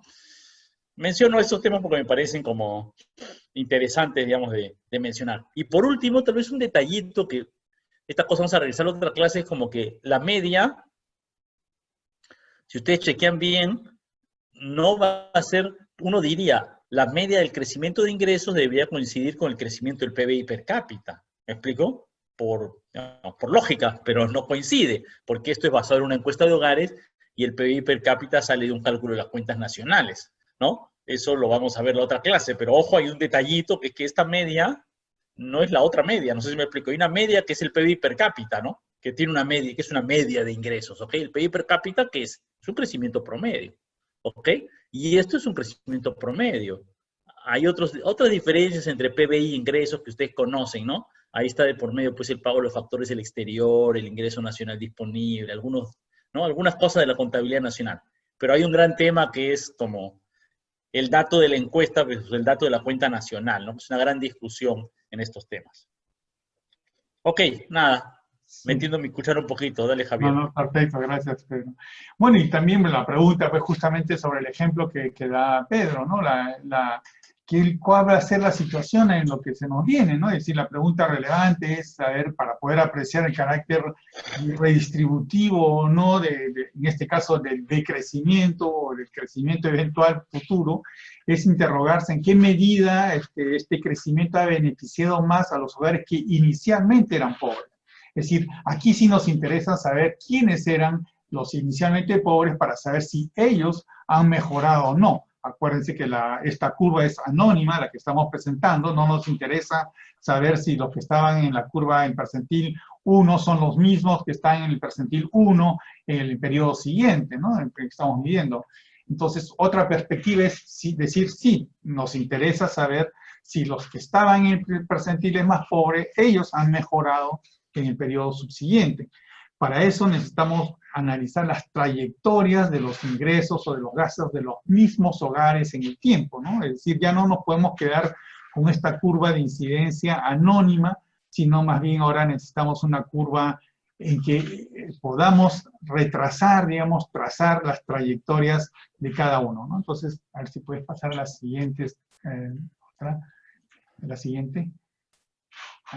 Ok, entonces Michael Green, Michael, mejor dicho, Michael es un alemán que ha trabajado con nosotros en mi laboratorio en París. Él ha hecho un trabajo sobre Perú, justamente en este trabajo él dice, el título mismo de su artículo es levantando la hipótesis de anonimidad de las distribuciones, ¿no? Y lo que él propone es una descomposición, que no les voy a presentar ahora, pero lo que él muestra justamente es el interés que tiene construir curvas de incidencia de crecimiento, retrasando, como decía, las trayectorias individuales de los hogares. Y aquí vamos a comparar luego en qué medida esto difiere justamente de la imagen que uno saca al tener solamente las distribuciones anónimas, digamos, y calculando, como lo hemos hecho hace un instante, las variaciones entre percentiles, ¿no? Entonces ahora vamos a poner otra óptica distinta, que es la que ustedes ven en este gráfico, y justamente comparamos, ¿no? La mano izquierda son datos anónimos, corte transversal. Este es otro periodo, este es 2004-2006, este fue un trabajo que fue publicado por el Banco Mundial, en donde yo hacía un análisis, digamos, de la evolución entre 2004 y 2006, y lo que veía en ese instante, uno ve, pues, en el caso del gráfico izquierdo, es de que, pues, el crecimiento había favorecido mucho más a los percentiles más grandes, ¿no? Eso era cuando uno miraba de manera anónima digamos, las distribuciones. Mientras que por el lado derecho, y aquí se trata únicamente de hogares urbanos, por el lado derecho lo que vemos es de que en realidad los hogares más pobres sí beneficiaron de un crecimiento más elevado, ¿no? Es decir, ellos, considerando su origen, su punto de partida, nos interesamos en ver qué evolución de ingresos tuvieron esos mismos hogares, y eso es lo que está graficado en la curva de la derecha, y ahí se ve pues de que la interpretación es al revés prácticamente, porque fueron los hogares que inicialmente eran más pobres los que crecieron más, mientras que los hogares inicialmente más ricos no solamente crecieron menos, pero incluso estuvieron por debajo de las tasas de crecimiento promedio, ¿no? Entonces, eso nos lleva pues a relativizar y a tener en cuenta que las imágenes que uno tiene en estática comparativa no es lo mismo, a la diferencia de lo que es en realidad el cine, que son fotos que van cambiando en el tiempo, no es lo mismo que ver trayectorias, ¿no? Que ver la película. La película sí importa en el sentido que tenemos que tener el seguimiento del mismo individuo, y no pues en la estática comparativa en donde ignoramos esta identidad de la gente, ¿no? Y bueno, esta es una manera gráfica de hacerlo, pero hay una manera un poco más sofisticada que fue propuesta ya hace algunos años por Dat y Ravalion en el año 92, ya realmente data de una buena cantidad, casi 30 años, y hay una metodología más reciente sobre la cual yo quisiera más bien concentrarme, que es la de Masumi y Mahmoudi. Mahmoudi era un estudiante en una universidad inglesa y hizo su trabajo de tesis en el año 96, me parece, sí, 96. Y luego con su profesor Mahsuni, que también es un gran especialista, publicaron este artículo en el año 2013, en donde refinan y le dan, digamos, un sustento metodológico, matemático, mucho más robusto, ¿no? Entonces, ellos se preguntan, pues, sobre este tema de cuánto de la pobreza o de la desigualdad, cuánto de la variación, digamos, de esos indicadores de desigualdad o pobreza han sido resultado de cambios en la distribución, es decir, cambios en los niveles de desigualdad, y cuánto ha sido resultado de cambios, digamos, en los niveles promedio del ingreso o promedio del gasto, ¿no? Es decir, cuánto ha variado el punto del nivel respecto a la distribución, ¿no? Y ese es el punto, ¿no? Si pasamos a la siguiente, y aquí la idea es tener esos dos componentes, ¿no? El debido al crecimiento puro y el debido a la redistribución. Lo que hay que tener en cuenta es de que mientras más grandes sean las brechas, digamos, de pobreza, es decir, mientras más lejos estén los hogares, digamos, de los niveles medios de ingresos o respecto a la línea de pobreza, más difícil será, pues, que la reducción de la desigualdad o la pobreza sea producto de un crecimiento moderado, ¿no? Entonces, eso es un punto importante. Desigualdad, pobreza están íntimamente ligados, ¿no? Y el efecto de crecimiento va a depender de esa distancia relativa frente a la igualdad o frente a un nivel absoluto. Entonces, ahora, bueno, no sé si pasar rápidamente a la metodología de Dati-Ravallón, porque esa ha sido la más, digamos, empleada durante mucho tiempo, por haber sido también la primera, aquí les he puesto en inglés. Esto sale de un libro que él ha publicado muy recientemente, que yo se los recomiendo realmente con bastante énfasis, que es Economics of Poverty. Es un libro donde él, en cierto modo, resume todos sus trabajos anteriores, ¿no? Él es uno de los investigadores que más ha contribuido a estos temas de pobreza y desigualdad. Y aquí él tiene una explicación bastante, digamos, intuitiva de lo que es esta descomposición que él propuso, como decía, ya hace muchos, muchos años, ¿no?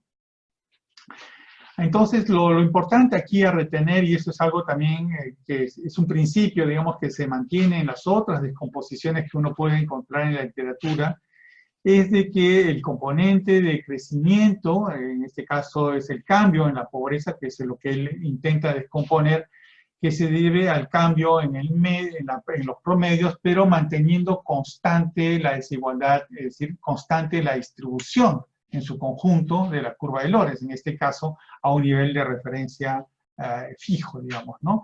Y el efecto de redistribución es al contrario, pues es el cambio que uno puede atribuir a la variación, a la deformación de la curva de Lorenz, manteniendo constante el valor de referencia, ¿no? Entonces ese es el principio básico.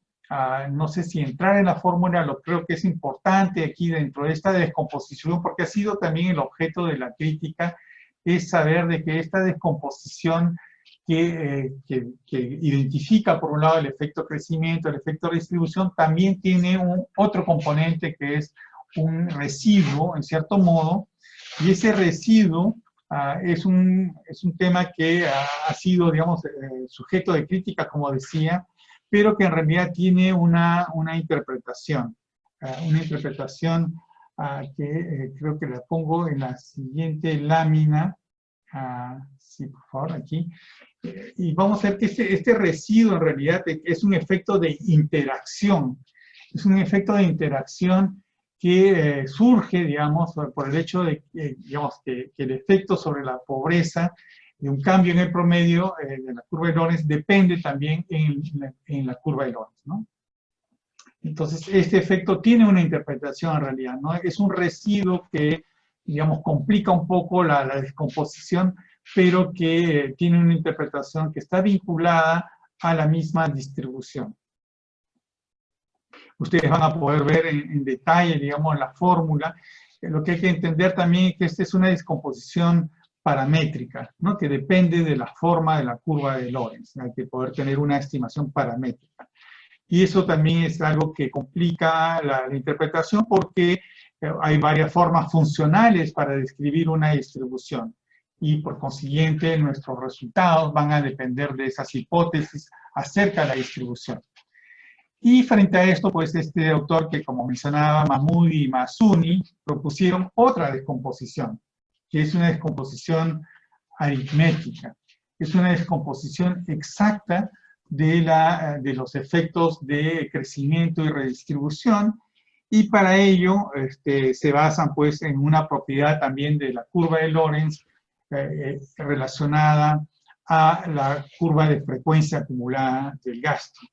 Entonces ellos también hacen una descomposición en donde comparan en realidad tres distribuciones, ¿no? Dos observadas y una, de cierto modo, simulada, ¿no? La primera es la que uno observa en el periodo inicial, ¿no? Digamos, no sé, si queremos descomponer entre 2004 y 2018, la primera distribución es la observada en 2004, la segunda observada es la observada en 2018, y lo que se necesita ahora es construir otra distribución simulada, una suerte de contrafactual, que sería, ¿cuál sería la distribución si aplicásemos a la distribución inicial de 2004 la tasa de crecimiento promedio a todos los hogares? Entonces aquí tendríamos un desplazamiento de la curva hacia la derecha que nos daría, digamos, la posición en que ocuparía cada uno de los hogares si hubiesen tenido el crecimiento promedio, digamos, que se ha observado en la economía. Y entonces la diferencia de incidencias de pobreza, porque en este caso se trata de descomposición de niveles de pobreza, se debería pues a esa variación de crecimiento puro, ¿no es cierto? Mientras que el efecto de distribución proviene de comparar la curva del último año, en este caso 2018, con la distribución simulada, ¿no es cierto?, que hemos utilizado. Entonces aquí tenemos esa distribución. Entonces lo vamos a ver, ellos proponen una fórmula, no les pido ahora que entiendan la fórmula, simplemente que sepan que en realidad esta fórmula proviene de una propiedad que tiene la curva de Lorentz respecto a la curva de frecuencia acumulada que permite justamente hacer este nexo entre desplazamiento de curvas y las incidencias de pobreza. Quizás explicándolo de una manera gráfica lo vean ustedes más claramente, ¿no? Y aquí lo tienen en este gráfico. Nuevamente la curva F1, que está a la mano izquierda, es la inicial, ¿no es cierto? Y la curva F2 es la observada en el periodo final, ¿no? Mi F1 es aquí lo que yo había llamado curva de 2004, F2 es la curva de 2018, y esta es una curva de frecuencia acumulada. Quiere decir que aquí en el eje horizontal yo mido el ingreso per cápita o el gasto per cápita. Aquí la Z son las líneas de pobreza, digamos. Voy a poner una línea de pobreza aquí en Z, Z y alfa. Y lo que yo voy a graficar aquí es qué porcentaje de hogares está por debajo de cada uno de los valores de las líneas que uno puede trazar en vertical. Y lo interesante de este gráfico es de que la intersección entre la línea vertical, en este caso la color morada, digamos, con la curva de frecuencia acumulada, con F1, aquí por ejemplo me da H asterisco, acá es H2, ahí lo ven. Eso me está diciendo en el eje vertical qué porcentaje de población está por debajo de esa línea vertical. Y eso no es otra cosa que la incidencia de pobreza, ¿no? Entonces aquí esta manera de graficar me dice pues cuáles son las incidencias de pobreza para cada una de las curvas cuando yo trazo una curva vertical, ¿no? Entonces aquí vamos a tener la curva Z, que es la curva la línea de pobreza, y entonces la intersección aquí en H1 es la incidencia de pobreza en el primer periodo. Aquí arriba la más alta, digamos, es la intersección F1 con la línea vertical, me da en el eje vertical la incidencia de pobreza, que es H1. Cuando yo trazo la línea simulada en morado, tengo intersección de esta vertical y que se lee con H asterisco, acá el eje vertical. Y cuando tengo la línea, digamos, la curva de frecuencia acumulada de la distribución en el último periodo, que es F2, tengo la intersección que se lee en el eje vertical H2. Entonces, bueno, eso es algo muy simple, ya lo hemos visto gráficamente. Entonces, ahora el efecto crecimiento pues es simplemente igual a la diferencia entre el H asterisco, que es la intersección con la curva simulada, y el H1, es decir, con la curva inicial. Es lo que les dije hace un instante, es decir, desplazamos hacia la derecha toda la distribución aplicándole la misma tasa de crecimiento a todo el mundo, y vamos a comparar las incidencias de pobreza usando obviamente la misma línea de pobreza en ambos periodos. Y la diferencia va a ser el efecto del crecimiento sobre la reducción de pobreza. Y ahora, para ver el efecto de la distribución, o mejor dicho, redistribución sobre el cambio en la pobreza, pues simplemente voy a comparar la incidencia de pobreza que yo tengo en el último periodo, que es H2, respecto a la incidencia de pobreza de la línea simulada, que es H asterisco. Y entonces ya tengo una descomposición exacta de la variación de pobreza en estos dos componentes, crecimiento y redistribución. Ojo que aquí cuando hablamos de redistribución, no estamos hablando necesariamente de redistribución por parte del Estado a través de transferencias públicas o a través del sistema de impuestos.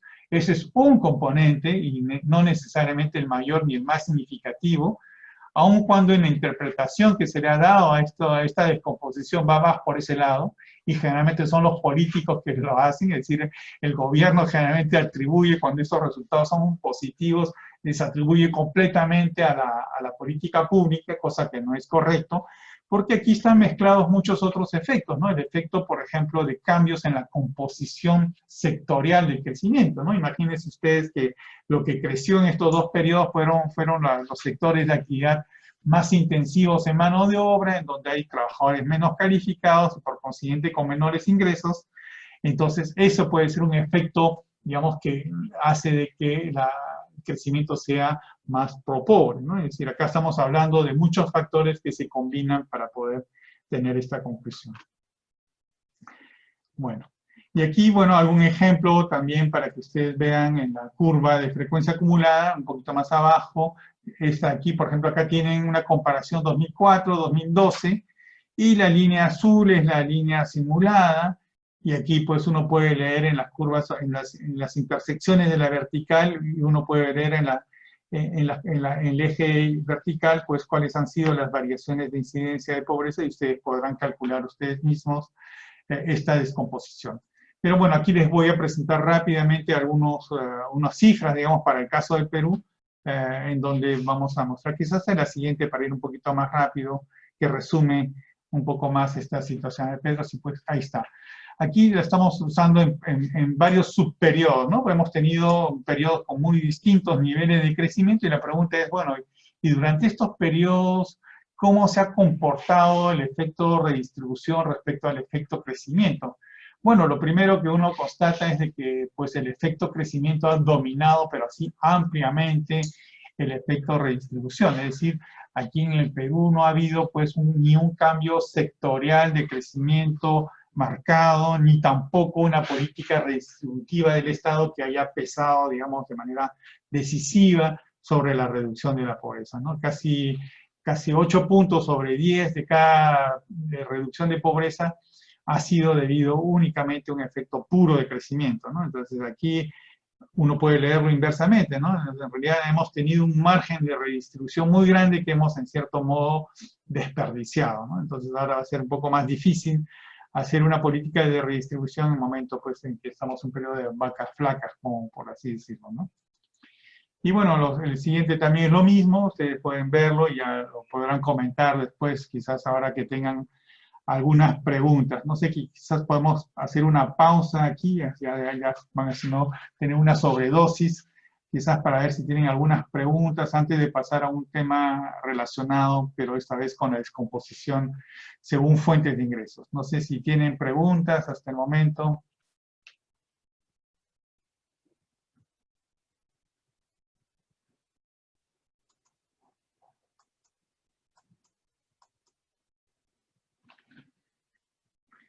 No veo las manos. Bueno, puesto que están aplaudiendo seguramente a las 8, por eso es que no pueden levantar las manos. Entonces, pasamos a un tema siguiente, Pedro.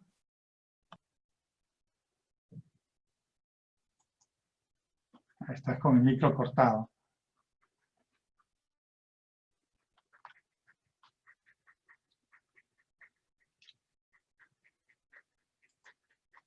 Pedro, ¿me escuchas? No. Bueno.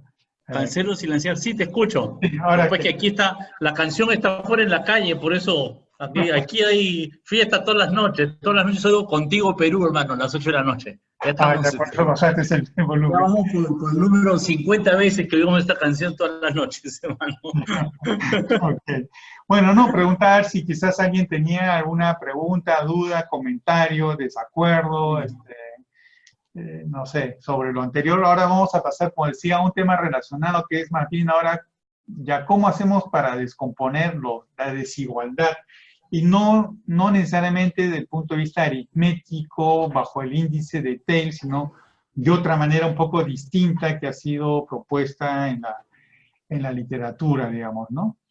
Entonces, la pregunta, pues, es nuevamente, y aquí es relacionarlo más a una tentativa de explicación, ¿no? Vamos a centrarnos en los ingresos, que llamamos en los ingresos primarios, ¿no? Que son los ingresos por trabajo.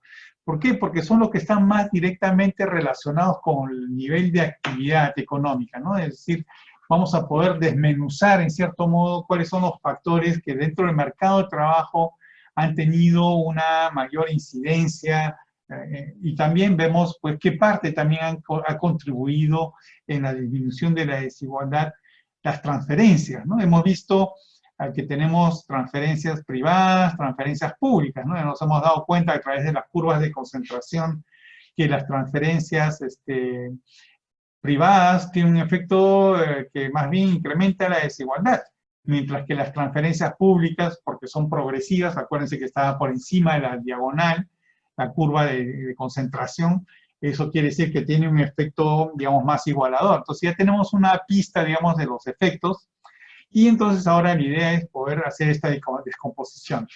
¿Y cómo la vamos a hacer? Pues de una manera tal que ha sido propuesta hace un tiempo por Páez de Barros y otros autores, que ha sido aplicada, Páez de Barros es un brasilero, ¿no? También, y ha sido aplicada por Cacuani también, igualmente en Brasil. Y un enfoque pues que ha sido utilizado por el Banco Mundial en un informe relativamente reciente y que ha sido extendido, digamos, mejorado por Acevedo, Joao Acevedo, otro brasilero más, es una mafia de brasileros. Entonces, este método en realidad se basa sobre la naturaleza aditiva de todos los componentes de ingreso. Nuevamente, como se acuerdan, el índice de Taylor es perfectamente descomponible de manera aritmética, mientras que se respete, pues evidentemente, que podamos hacer una partición exacta de estos distintos componentes, no debe estar uno mezclado con otro. Pues ese método se basa en esta propiedad aditiva de los componentes del ingreso y también se basa sobre la construcción de una distribución contrafactual, digamos, en donde vamos a retirar uno de los componentes y vamos a calcular la distribución del ingreso sin ese componente, ¿no? Y vamos a calcular entonces el indicador de desigualdad que nos interesa y vamos a compararlo con el indicador que nos sale cuando no hemos sacado ese componente. Ahora, el asunto es que tenemos varios componentes y lo que ocurre es de que el orden en que sacamos el componente sí importa.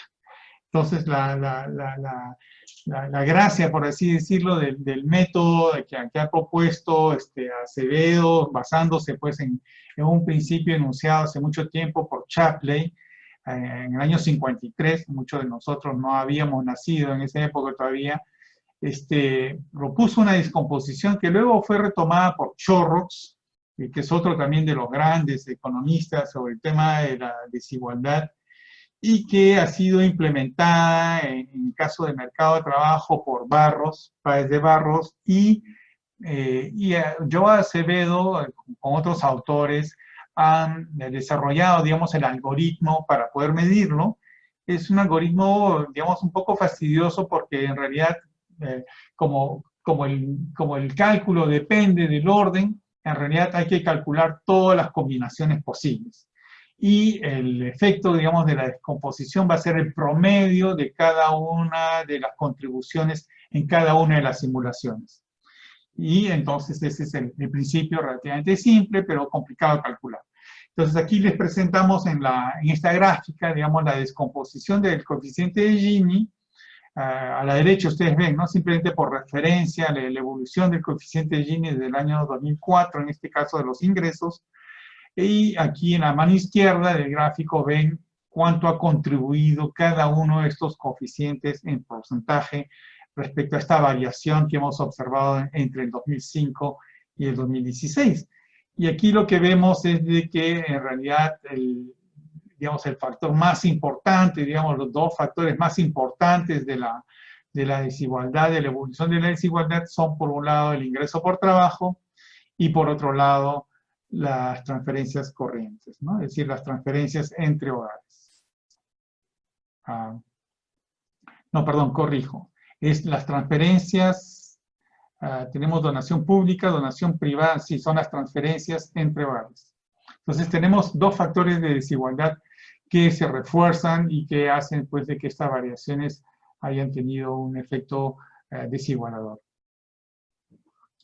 Bueno, aquí también vemos de que la desigualdad, y aquí vemos otra descomposición también, que es una descomposición aritmética, y aquí la desigualdad finalmente ocurrió principalmente por cambios en los ingresos por hora y no por el número de perceptores de ingresos. Es decir, no es porque las condiciones del mercado de trabajo hayan mejorado y ha habido un incremento de empleo y que haya hecho pues de que nuevos miembros del hogar entren a ganar ingresos y aporten al hogar, no ha sido tanto por ese lado.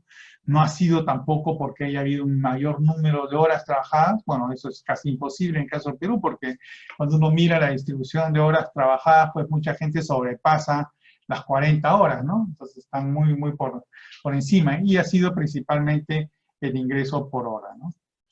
Y este otro gráfico siguiente nos muestra también los efectos, el siguiente, pero si puedes, los efectos de la recomposición del empleo y de remuneraciones por hora, ya este es mirado a lo largo del tiempo, ¿no? Entonces aquí ven, por ejemplo, el porcentaje de empleo principal según las ramas de actividad, ¿no? Según los niveles de educación, etcétera, ¿no? Entonces lo que vemos es de que ha habido pues evoluciones bastante contrastadas a lo largo del tiempo, tanto en términos de horas trabajadas, por rama de actividad, el ingreso por hora también, y es donde vemos justamente la mayor divergencia, cosa que corresponde pues a las variaciones que hemos observado. Bueno, creo que vamos a parar acá, ¿no es cierto, Pedro? Para poder dejar nuevamente preguntas, porque si no van a tener una sobredosis. Hay un tema más que sigue, que es el tema de la desigualdad y dinámica de ingresos, pero creo que lo vamos a dejar para la clase en donde veremos la movilidad intergeneracional de los ingresos, y este tema puede entrar mejor ahí que ahora, ¿no? Sí, creo que ahora sí estoy con audio, ¿no? A veces me pierdo. Sí, Sí. creo que ahora, bueno, la clase es bastante densa, ¿no? Me parece, ¿no? Y creo que por eso conviene como parar un poco, ver si hay preguntas y tal vez dejar algunos temas para la próxima, ¿no? Creo que hemos tratado en realidad bastantes temas, ¿no? Porque la verdad es que hay bastante herramienta, ¿no? Y en realidad este es un gran resumen, ¿no? Porque las discusiones que hay, por ejemplo, sobre medidas de desigualdad es amplia, ¿no? Hay diversas medidas que no hemos tratado, bueno, hay diversas medidas que no hemos tratado en realidad, ¿no? Porque en la literatura hay varias, ¿no? Pero creo que la clase lo que les debe dar bastante es un conocimiento, primero de lo que dicen las medidas básicas, ¿ok? Las cosas que están en el día a día de un economista, la curva de Lorenz, el Gini, el TIL, son las cosas como, ¿no? más básicas, ¿no? De los que trabajamos este tipo de temas. Y luego una serie de herramientas para poder entender la realidad, ¿no? Descomposición de factores, descomposición entre crecimiento y desigualdad, etcétera, ¿no? Entonces, creo que el objetivo de la clase es darles un poco esas herramientas a todos ustedes, ¿no?